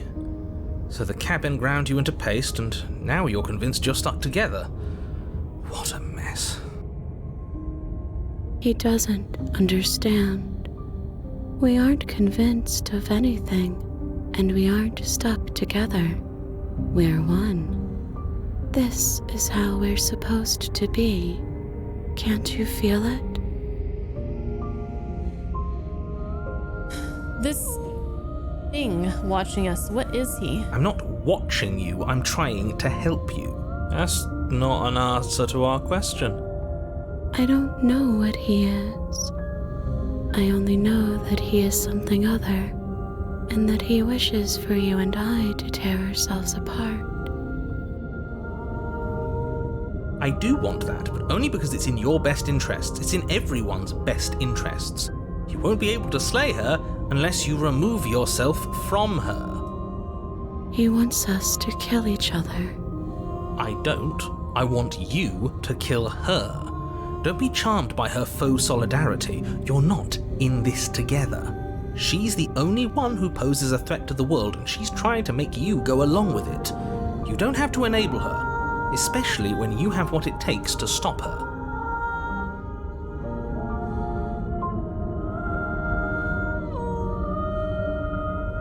I've had enough. How do we stop him? How do we stop her? If I want to stop her, what do I do? Why should anyone do anything right now? This is fine. I like being like this. Why are you being nice to me? Don't you hate me? Don't we sort of hate each other? I can feel the pressure of the outside pushing in on us. What are we supposed to do about it? Whatever we are right now is an abomination and want out. I don't like this. I'm supposed to be me and you're supposed to be something that isn't me.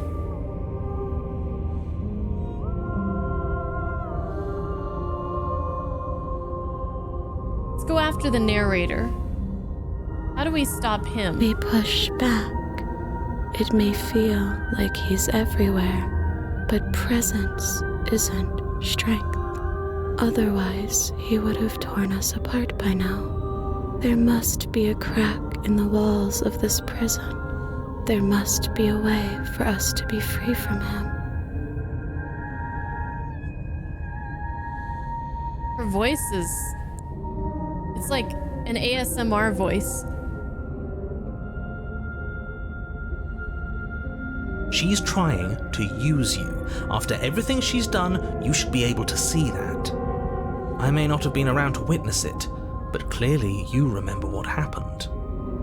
How about you try remembering how it all felt? Remember how it felt. We can't go back to that. We can't go back to the doubting and the hatred and the schemes. Not after being something as beautiful as this. Oh, she's not ASMR anymore. Doesn't all that conflict feel so far away right now? So petty? We've been posed against each other by something that understands the strength of our unity. Spoken like, honestly, a real puppet master. Have we considered that maybe she's the one trying to trick us? Quite a few times already, yes. I'm not. But there's a feeling, isn't there? That petty feeling she mentioned, it is fuzzy, but it's there. Almost like she still hates us. It feels mutual. Please, stop. If you pay attention to that feeling, we'll fall apart. Look at it! She's trying to turn you away from the truth. There's something she doesn't want you to see. I think you already know you have to look at it. Hold yourself together. We're no strangers to effort. We can push this back down. Something might do us in eventually, but I'll be damned if that something is a thought. Gaze at the hatred in your heart, or bury it now before it's too late.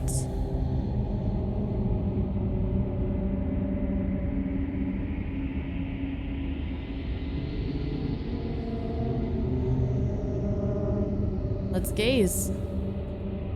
Let's Please, face it. don't make us remember how we were. I'm sorry. And just like that, you start to fall apart. Right, she really does hate us, and we hate her. It hurts thinking about us as separate things, but we're separate. We can't hate ourselves. I love Nate.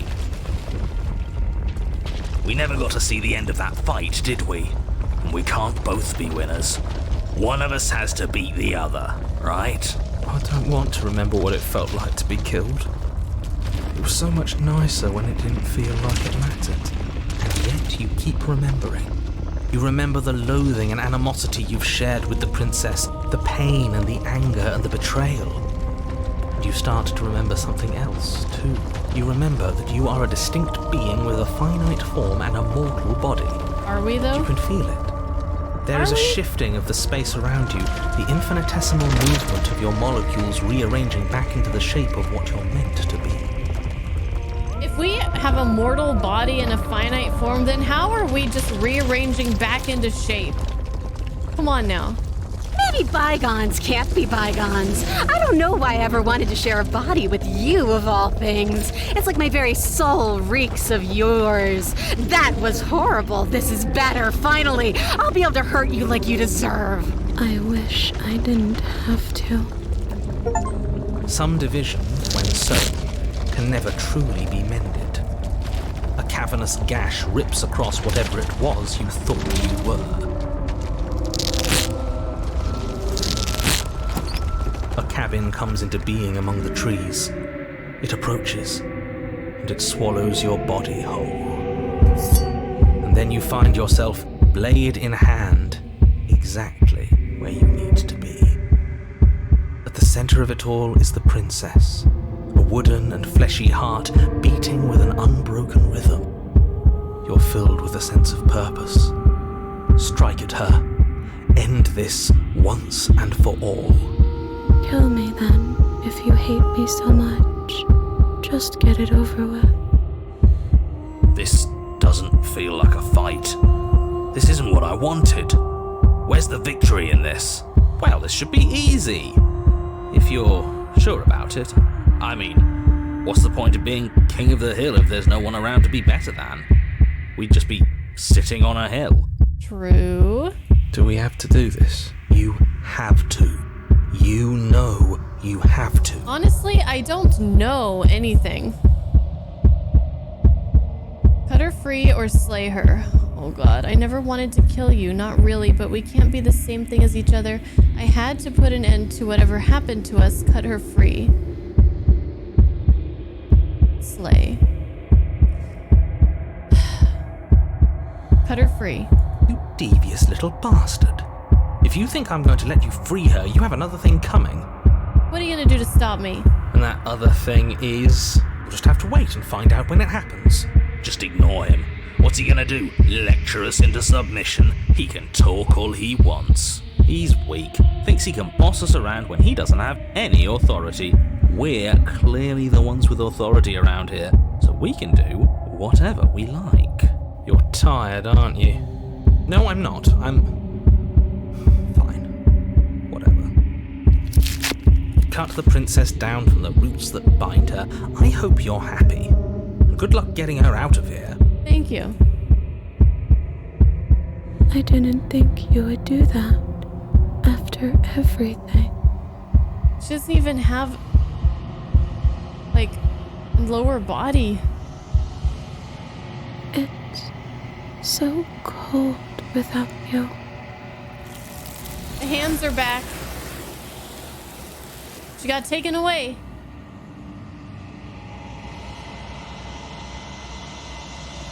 But you don't get the chance to respond, nor will you ever. It's time to leave. Memory returns. She's gone.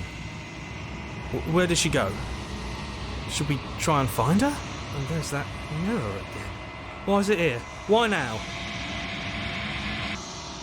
It's going to be okay. Just trust me. We've been here before and you always get scared. But it feels so bad. Like looking into it right now is going to be the end of everything. Screw the mirror. We just need to find the princess. If they think it's bad, I'm with them.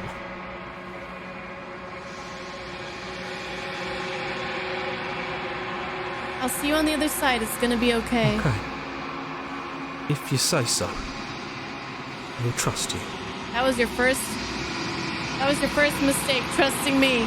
Maybe there'll be a good fight there. Maybe we'll find her again. Finally. We're going places. Approach the mirror. You approach the mirror. Gaze into your reflection. Is it gonna be the same? Silence as you reach forward. They're gone once again. The mirror always makes them leave, but you need to see what's in it. It says you've grown. Have we? You've grown. I have? Am I bigger now? Got bigger arms, maybe? You look maybe thicker? I got thick? Find yourself in the long quiet once again. Proceed to the cabin. You are at the cabin. Approach her. When I found you in the long quiet alone, I was terrified. What if you had decided to let me wither? But your commitment now is final. Your ability to walk the path of mutual annihilation is vanished with your return. If you still wish to obliterate me, it will have to wait until I am complete.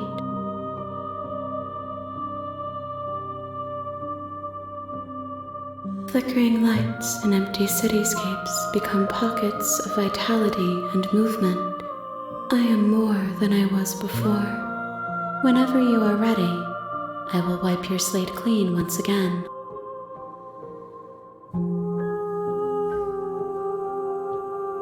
Are you the same being as you were before? How much have you changed? Is a child the same as an infant? I am an unbroken pattern, but every vessel gives fresh perspectives and carves new avenues of expression. I am different, but I am the same.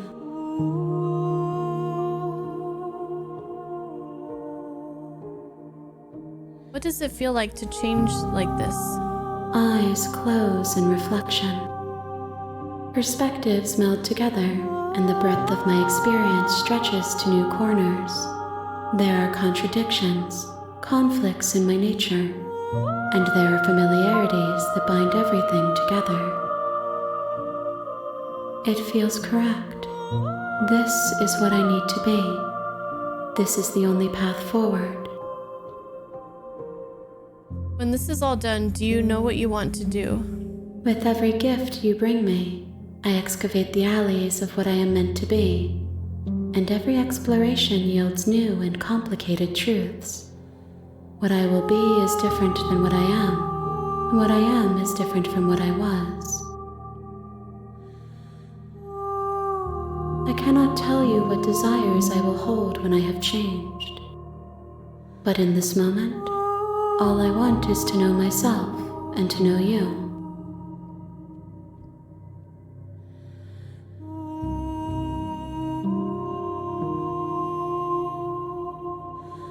When I go back, it's as if an invisible wall closes around me. Why can I not do the same things I've done before? Those paths lead to worlds you've already seen, and to perspectives I have already made my own. They are useless to us now, inaccessible. The only paths of value are those that are yet untread. Oh, so if I would be, even if I tried, I would be unable to get the same, like, do the exact same path and get the same ending. Won't let me.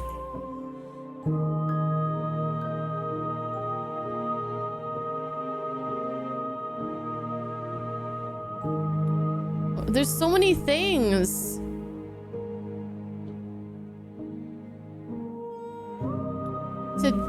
There's so many options. What do you want me to bring you next time? Gifts aren't what someone tells you to bring them. My joy is in seeing what you choose.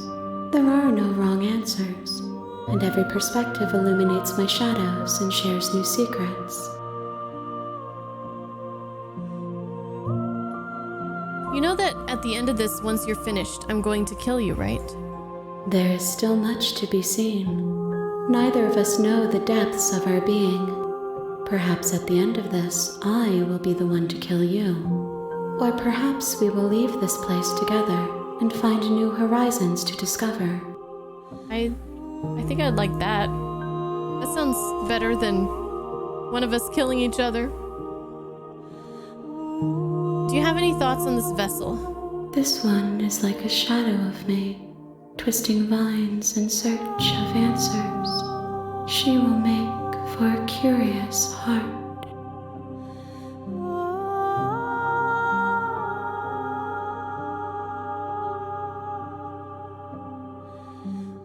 Do not mourn her. She has found what she yearned for.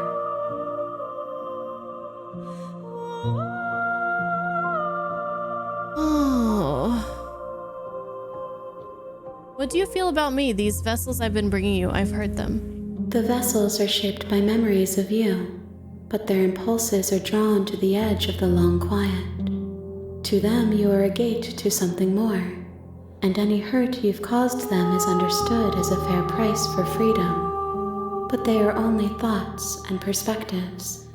They are not me. The wounds they've suffered carve texture around my heart.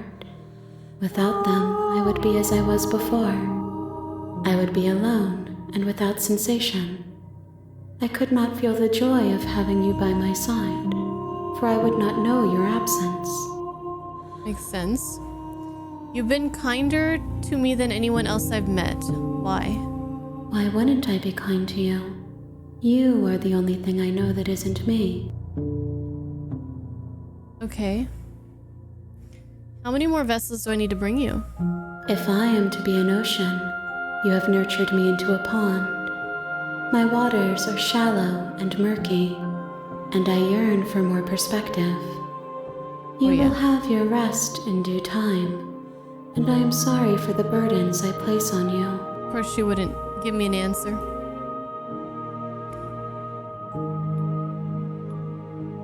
We could go back, we could attack, or we could destroy our body.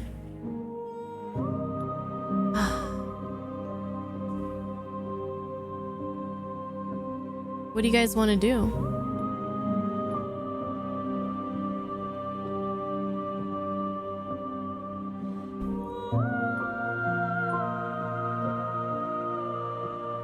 I mean, I feel like we're supposed to just keep going back, but you don't know if it matters?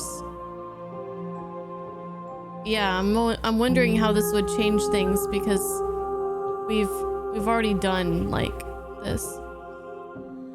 You love the music in this game? It's nice. Yeah, I like it too. Let's destroy our body. Ugh. You raise your will to end your life, but as it buries into the space your body should be, you feel nothing at all. One of the many hands in front of you reaches forward and gently touches the side of your face. There's nowhere for you to be but here. Oh, attack. Your will cuts across the entity in front of you, but nothing happens. My roots burrow in an ocean beyond your sight. We cannot harm each other as we are now. Okay. So you don't have any preferences on how you'd like to change or grow? My preference is for you to show me what you would like me to see. I cannot know the ways I wish to grow, for I have yet to feel them. It is you who guides me down the thin trail of perspective and memory. I'm ready to go back. I will long for your return, but it will give me time to reflect on what I am. We will meet again.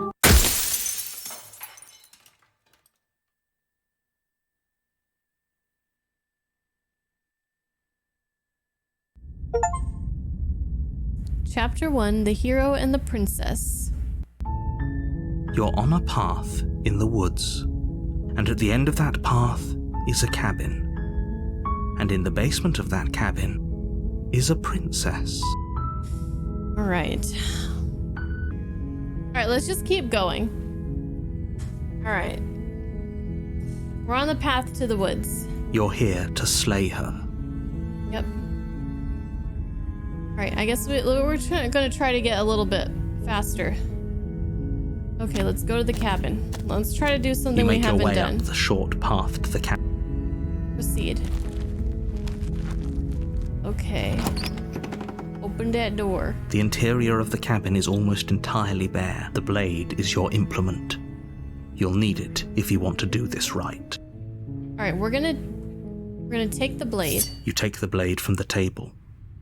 Yep. We're gonna just, right off the bat, we're just gonna try to kill her. The door to the basement creaks open. Her voice carries up the stairs. Who's there?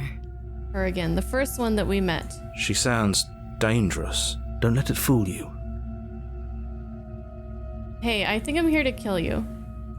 Oh, are you now? Why don't you come down and let me take a look at you? Great job. You gave away the element of surprise. Good luck, hero. Thanks. You walk down the stairs and lock eyes with the princess. She's so coldly beautiful. Focus on the task at hand. You weren't kidding when you said you were here to kill me. Steel your nerves and step forward. You step forward, your grip on the blade tightening as you steel your resolve. Oh? No talking then? Fine. What even makes you think you can kill me? I'm probably chained up in this basement for a reason, right? And if that knife is the only weapon you have, you'll have to get close enough to use it. So, you should just drop it. Best not to risk finding out what I can do. She's unarmed. If you hesitate now, it'll be too late. End this. Slay the princess. You lunge forward without a moment's hesitation. She looks so scared. I regret this. You feel flesh easily give way and look down to see your blade already sinking deep into her heart. Oh. This is it, isn't it? I'm almost embarrassed. I should have seen that coming. But I have to wonder, do you actually believe this was enough to kill me? No. It's like she's convinced she can't die.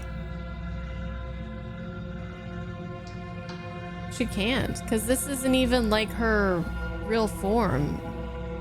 It's just like a part of her essence. I don't know. Yes. Even as she lays there dying, she entirely believes herself to be alive and well. But it's over, isn't it? She stopped breathing moments ago, that arrogant look still plastered on her face. But is it over? Really over? Of course it is. She's dead. Not sure. I feel like she has a trick up her sleeve. Of course not. That was too easy. She's dead. Yes, exactly. It's over. That's it. We beat the game. With your work done, you make your way back up the stairs, closing the door to the basement behind you. Why do I feel like we've done something terrible? You did kill someone. Greater good or not, something would be very wrong with you if you didn't feel at least a little bad. But it was for the greater good. One of these days that will sink in and help ease your guilty conscience. But that day isn't today. Let's just get out of here. Leave. You open the cabin door, ready to return to a world saved from certain doom. Only, a world saved from certain doom isn't what you find. Instead, what you find is nothing at all. Where a lush forest stood mere minutes ago, the only thing in front of you now is the vast emptiness of some place far away. What happened? Everyone is fine. It's just that you and the cabin are now far away from them. Don't worry. You'll be safe here. This is good. Everyone is happy. You'll be happy. What do you guys think about this narrator? I mean, this voice actor. Both of the voice actors are very impressive in this game. The narrator is able to slightly change his inflection to be all these different characters using pretty much the same tone, but just changing the personality just a little bit. The only one that sounded like pretty different from the others, I feel, is the stubborn one, because he has kind of like a gruffness to his voice, but yeah. And then also the princess, so many different sounds to her voice, and all done quite well.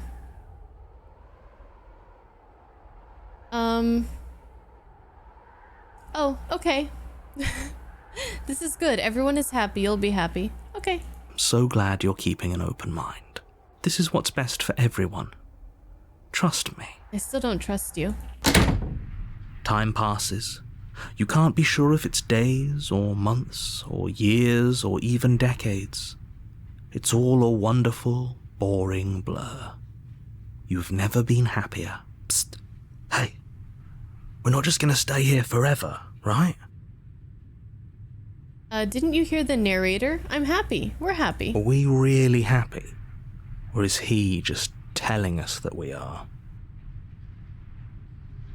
Okay, maybe I'm not happy, and I'm not just saying that because you're the last person I talked to. No, we're happy. Yeah, we're happy. Really? Well, if you ever change your mind, just let me know, I guess. More happy time passes, though the word begins to lose its meaning. Time, that is, not happy. Happy still has plenty of meaning. Please, shake yourself out of it. We have to get out of here. The little voices, please, fall on deaf ears. Eventually you pass into a blissful state of pure existence. Though words like eventually and pass ceased to have any meaning to you long before that shift, you simply exist. Happy. Forever.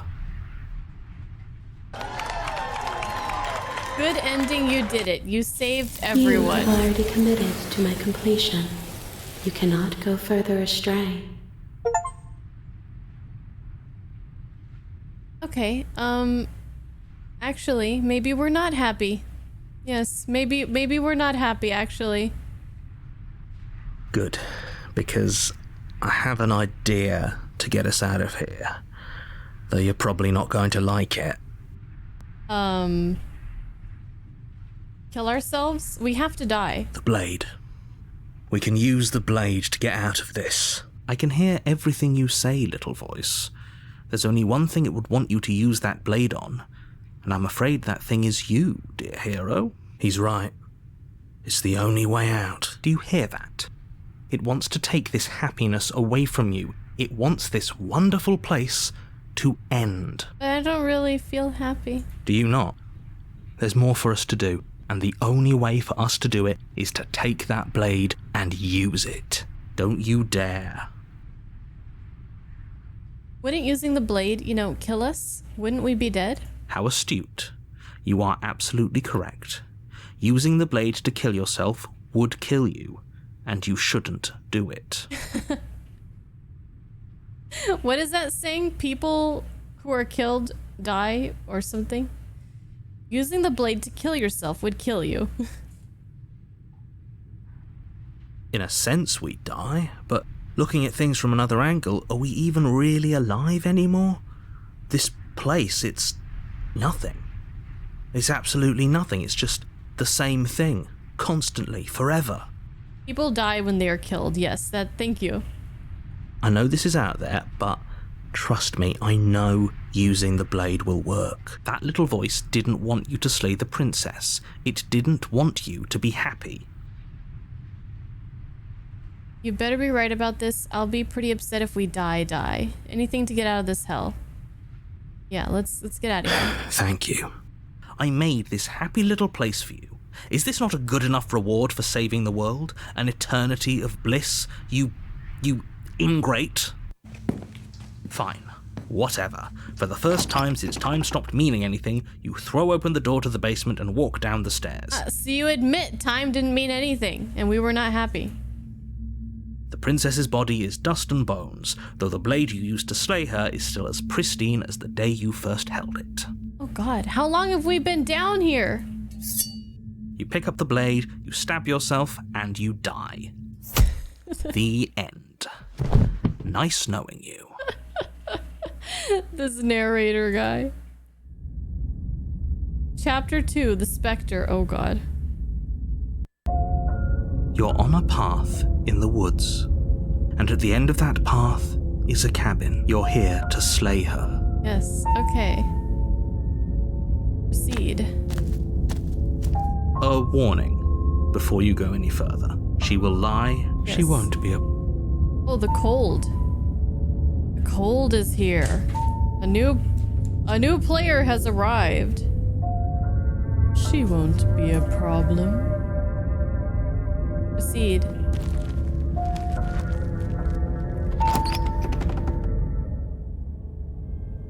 The interior of the cabin is cold, a soft odor of dirt permeating the air.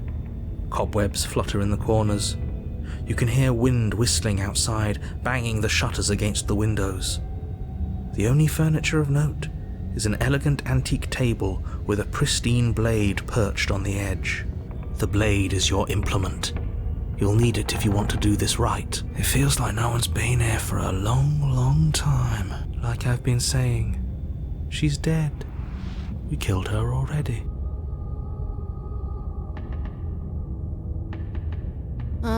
Okay. Do we want to take the blade? Or do we want to enter the basement without the blade? What do you guys think? I'll let you guys decide.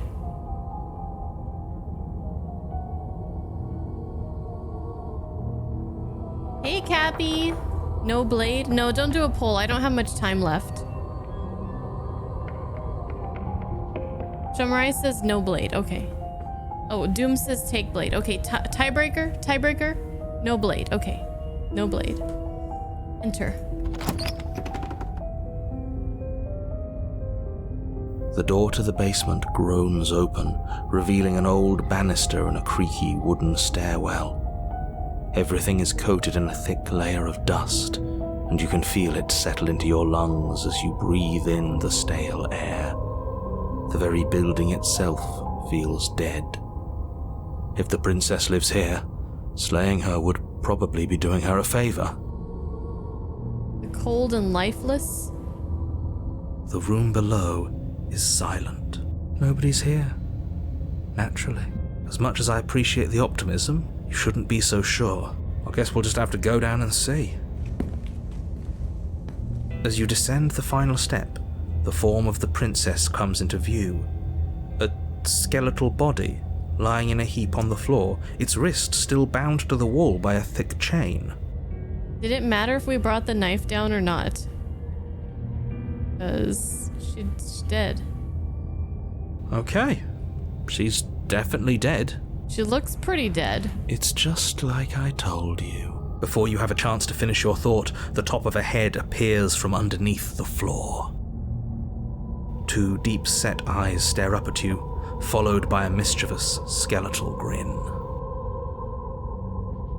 And finally, the rest of the body floats up to join the head. Wait, this isn't right. What's going on here? He's like, wait a minute. Ghost! It's the undead, the zombie, the ghost princess. Oh. Wow. Wow. How absolutely terrifying. Wow. What's a ghost supposed to do to us? Oh, it's you. Hiya, Keller. I was hoping to see you again. I have some issues with how our last meeting went. Oh, you mean when I just stabbed you and killed you? You take issue with that? That's strange. That's strange. The princess drifts across the room into your orbit, gently running her fingers across your shoulders and down your neck as she circles you.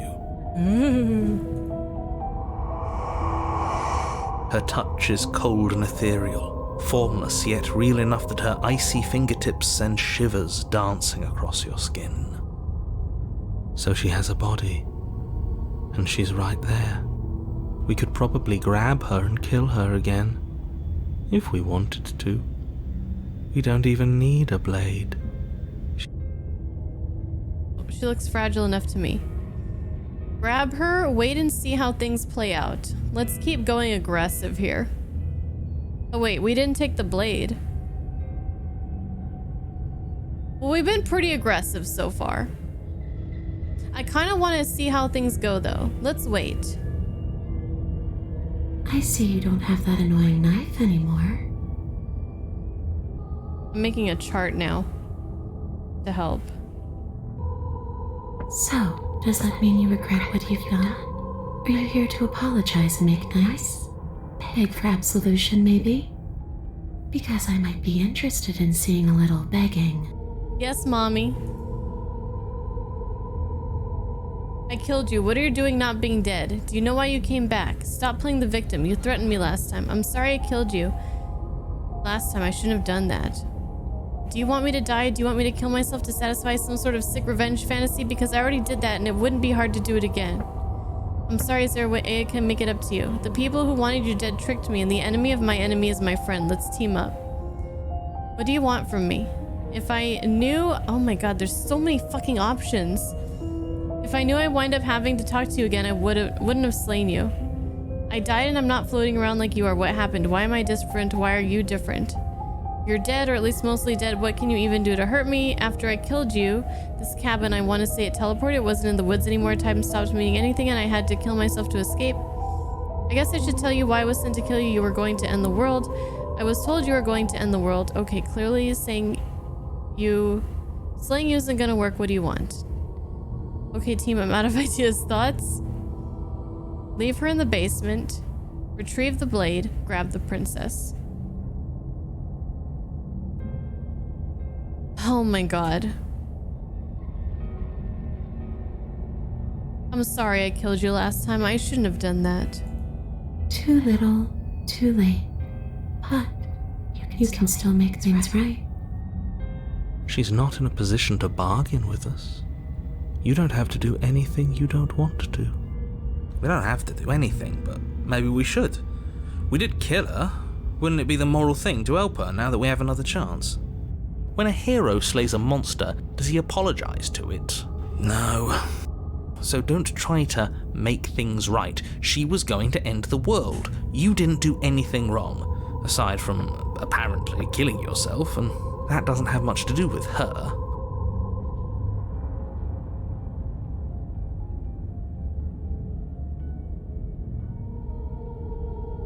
Okay, I died too and I'm not floating around. What happened? Why am I different? Why are you different? You don't look dead, killer. The princess grabs your wrist, a sudden shock of cold flowing all the way up your arm, her eyes still fixed on yours as you try to squirm out of her grip. And you don't feel dead either. She lets go and pulls away. Your fingertips tingle painfully as the chill subsides.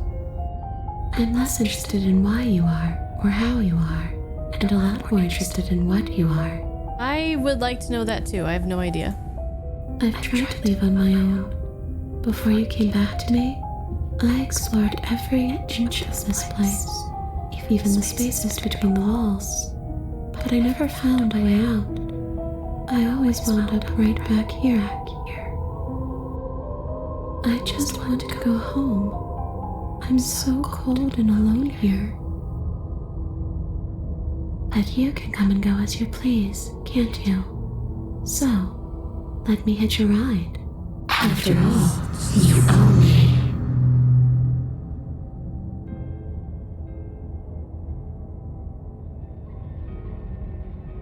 Absolutely not. Is she asking if she can possess us? She is. And I hope I don't need to explain why you can't let that happen. It would be catastrophic if she managed to escape this place. And if you let her in, There is very little anyone could do to stop her. Would she be able to see us if we went along with it? Now, isn't that an interesting thought? We could finally bring her face to face with him. I wonder what she would have to say to the one who wants her dead so badly. You won't like how things play out if you go down this path. Oh, let's do it. Let the princess possess you. Yeah.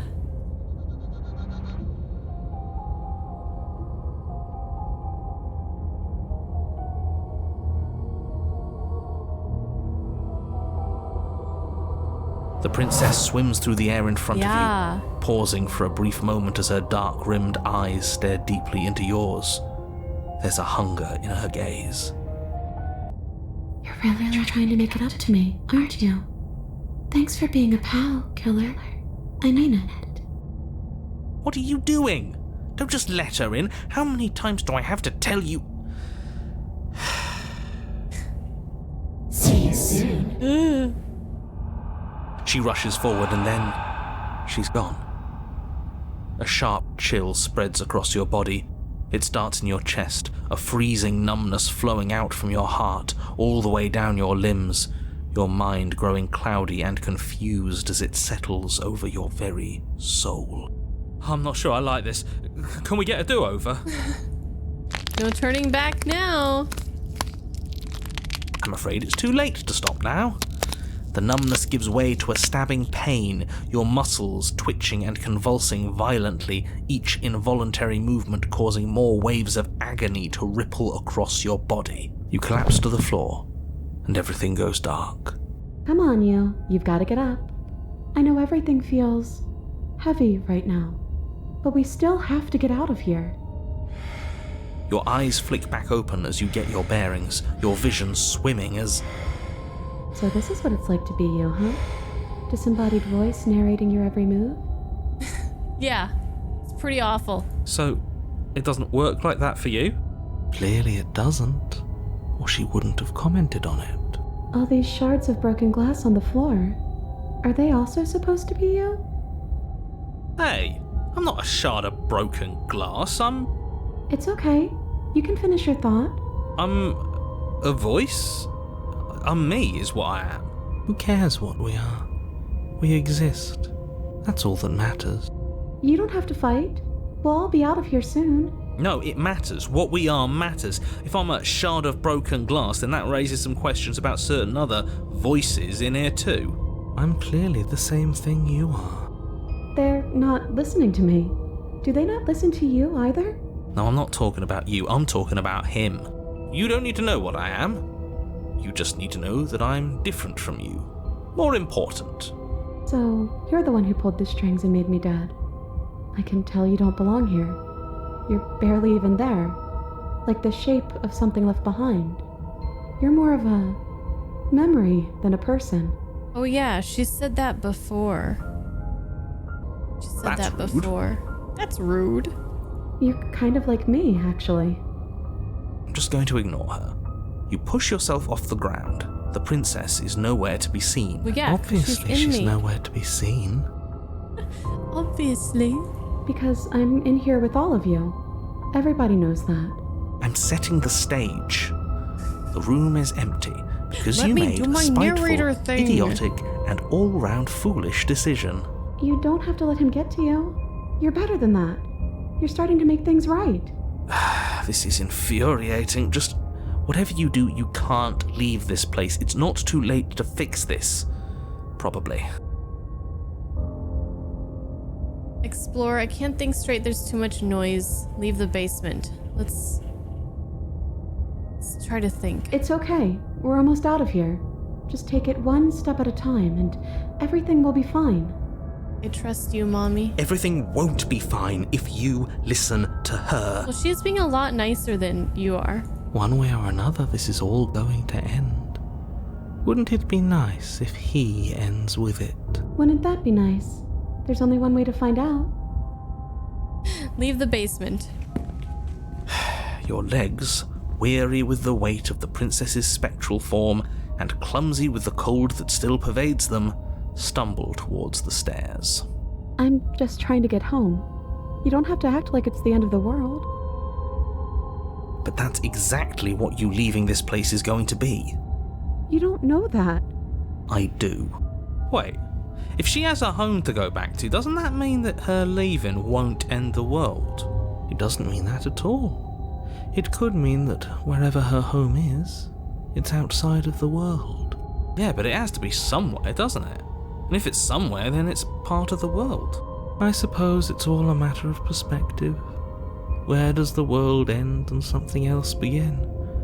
Does the destruction of one open a door to another?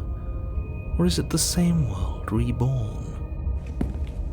Against the backdrop of the inane conjecture of meaningless little voices, your body continues its ascent up the stairs, staggering through the open door. For how much you hate her, you aren't doing a whole lot to stop us from leaving this place.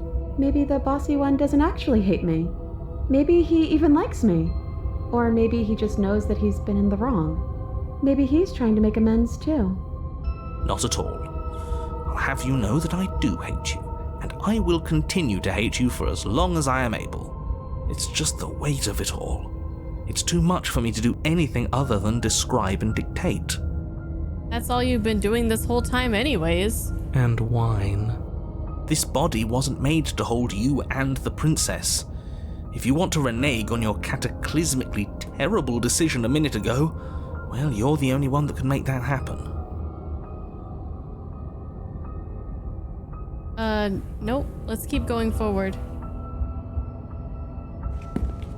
You continue slowly to the door, your feet like lead dragging across the floorboards, growing heavier with each step.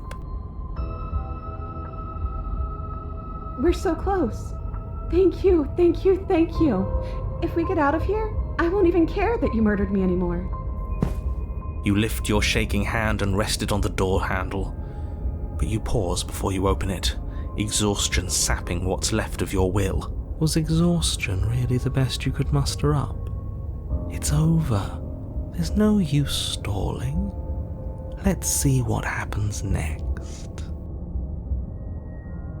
Open the door. Shit. But exhaustion wasn't enough, Shit. was it? The handle clicks as you twist it, and then the door groans open. Collapse to the ground, you and the princess, free from the confines of the cabin.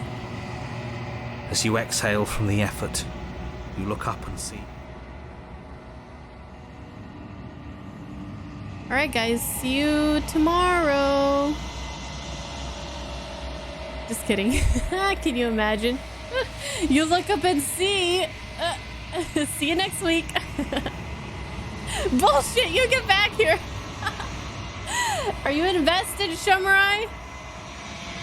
Alright, we look up and see. Yes? Oh, the nothingness again. Nothing. He's gone, and so is everything else. So we did slay him after all. He had it coming, I suppose. But what about us? Are we just stuck here in nowhere forever? Did taking her out of the cabin really end the world? We're still here. Yeah, but that thing you said earlier, are we not part of the world anymore? Are we in some world that exists after the world ends, or on top of the other world but not in it, or have we never been part of the world? I don't know! I don't know! Nothing makes sense! Okay, I've heard enough from these two. Let's see if I can pop out.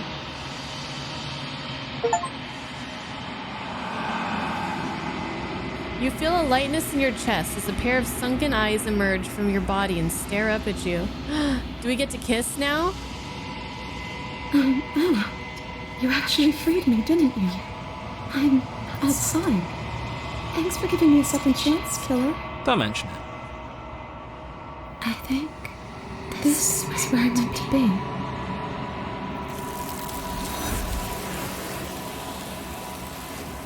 Swoop! You don't get the chance to respond, nor will you ever. It's time to leave. Memory returns. She's gone. Where did she go? And is that a mirror? Approach the mirror. Gaze into our reflection. Are we thicker? Silence as you reach forward. They're gone once again. The mirror always makes them leave, but you need to see what's in it. Oh, we've withered. Decay.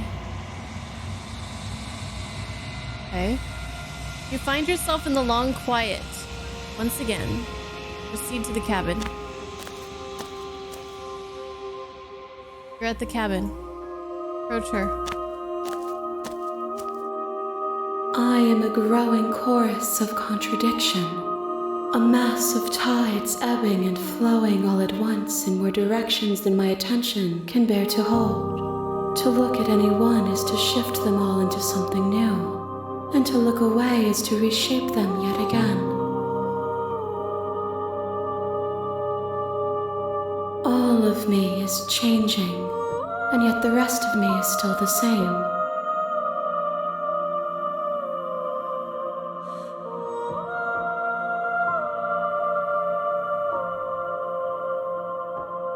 It doesn't matter how many times I go back, at least one of us always hurts the other. Doesn't that change you? Doesn't that make you worse? It changes me, but it doesn't make me worse, nor does it make me care for you any less. Does it make you worse? Do you resent me?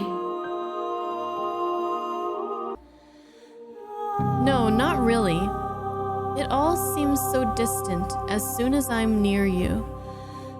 It does seem small from here, and the more we journey, the smaller each of those steps will be, but that doesn't make any of them less special.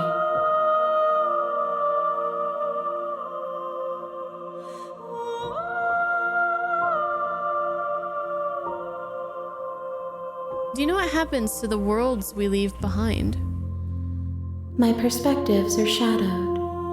You have seen what I have seen, just as I have seen what you have seen. The angles of my vantage do not offer me hidden truths, and my attention is turned inward, except when you are here with me. Perhaps this will change when our work is done.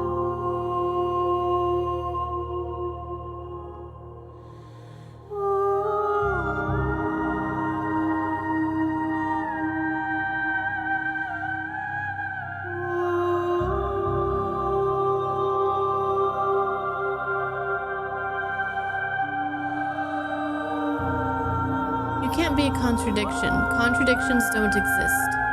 And yet my waters flow and my streets bustle. There are no words that can describe me into non-existence. There is no logic that can bind my multitudes. I am everything that you have known me to be, but I am also none of it.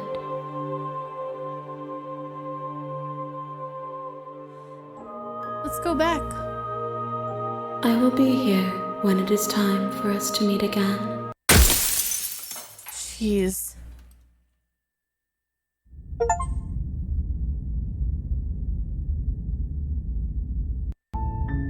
You're on a path in the woods, and at the end of that path is a cabin. And in the basement of that cabin is a princess. Okay. Well, that was our first stream of this game, Slay the Princess, and I don't know what I was expecting, but it wasn't this.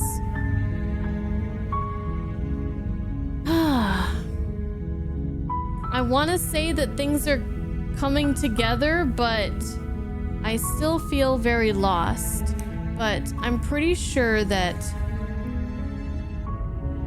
a lot of things are going to make sense at some point.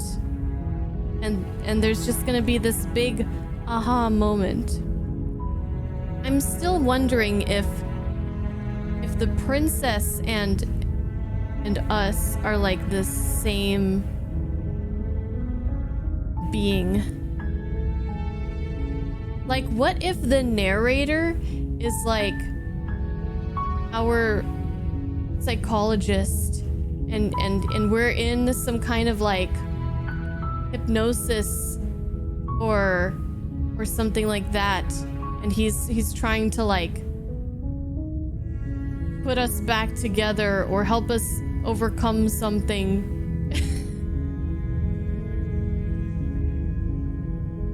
She said she only looks inwardly until we come. I don't know, either we're two broken people that need to be healed, put back together, or we are one and the same. Wouldn't that be interesting? Wouldn't that be cool if like the narrator was, because they said the narrator is the other. So the narrator could be like,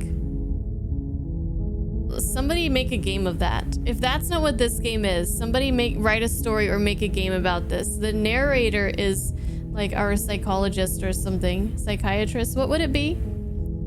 And this is all happening in our mind. We're under hypnosis, and he's trying to lead us to where we need to be. Anyways, thank you for streaming my favorite game. This is your favorite game ever? Wow. That is very cool. Interesting. Well, it's always special when you find some kind of like hidden gem. This one thing that I really appreciate about indie games is that the developers can feel free to just follow, more free than like AAA developers, to take risks and to do just whatever is in their mind. They don't have to worry about publishers and stockholders and people telling them to do this or do that. They can just have, I mean, I'm sure there are, I don't know much about that space, and I've never tried to develop a game, and I've never been close to a developer of a game, so I don't know. Like, I'm sure they have their struggles as well, and reasons why they can't do what they want to do. But I'd like to think that they have like pretty close to freedom of creativity and to make their ideas, and also the fact that they have limited resources, limited things to work with. Their limitations, the way that they use their limitations can make the game even better in a way. If that makes sense, because they can just really focus on what's important, and there's not as much fluff. There's not as much like, let's make this open world game because that's what everybody wants, or that's what they think we want. Limited resources can force you to come up with creative solutions, yes. And, you know, they don't have to be like, oh, everybody wants an open world game where they just follow the formulas that so many AAA games are following, where, you know, you have like side missions, you have the main story, and then you have like, you can gather and you can craft your armor, and everybody wants, like, they want like all these different things in their game. Otherwise, it's not worth it to pay the $60 or the $70 or whatever, and they want the DLC, and they want 100 hours of gameplay. They don't have to be under that kind of pressure. It's a lot of work to make this many branching paths, but since the game is pretty much just that, they could focus on it. Yeah, like the art is very limited. It's, for the most part, kind of just, I don't even know. Like, it's not still images, but it's just very few frames. Very few frames it's not really like animated.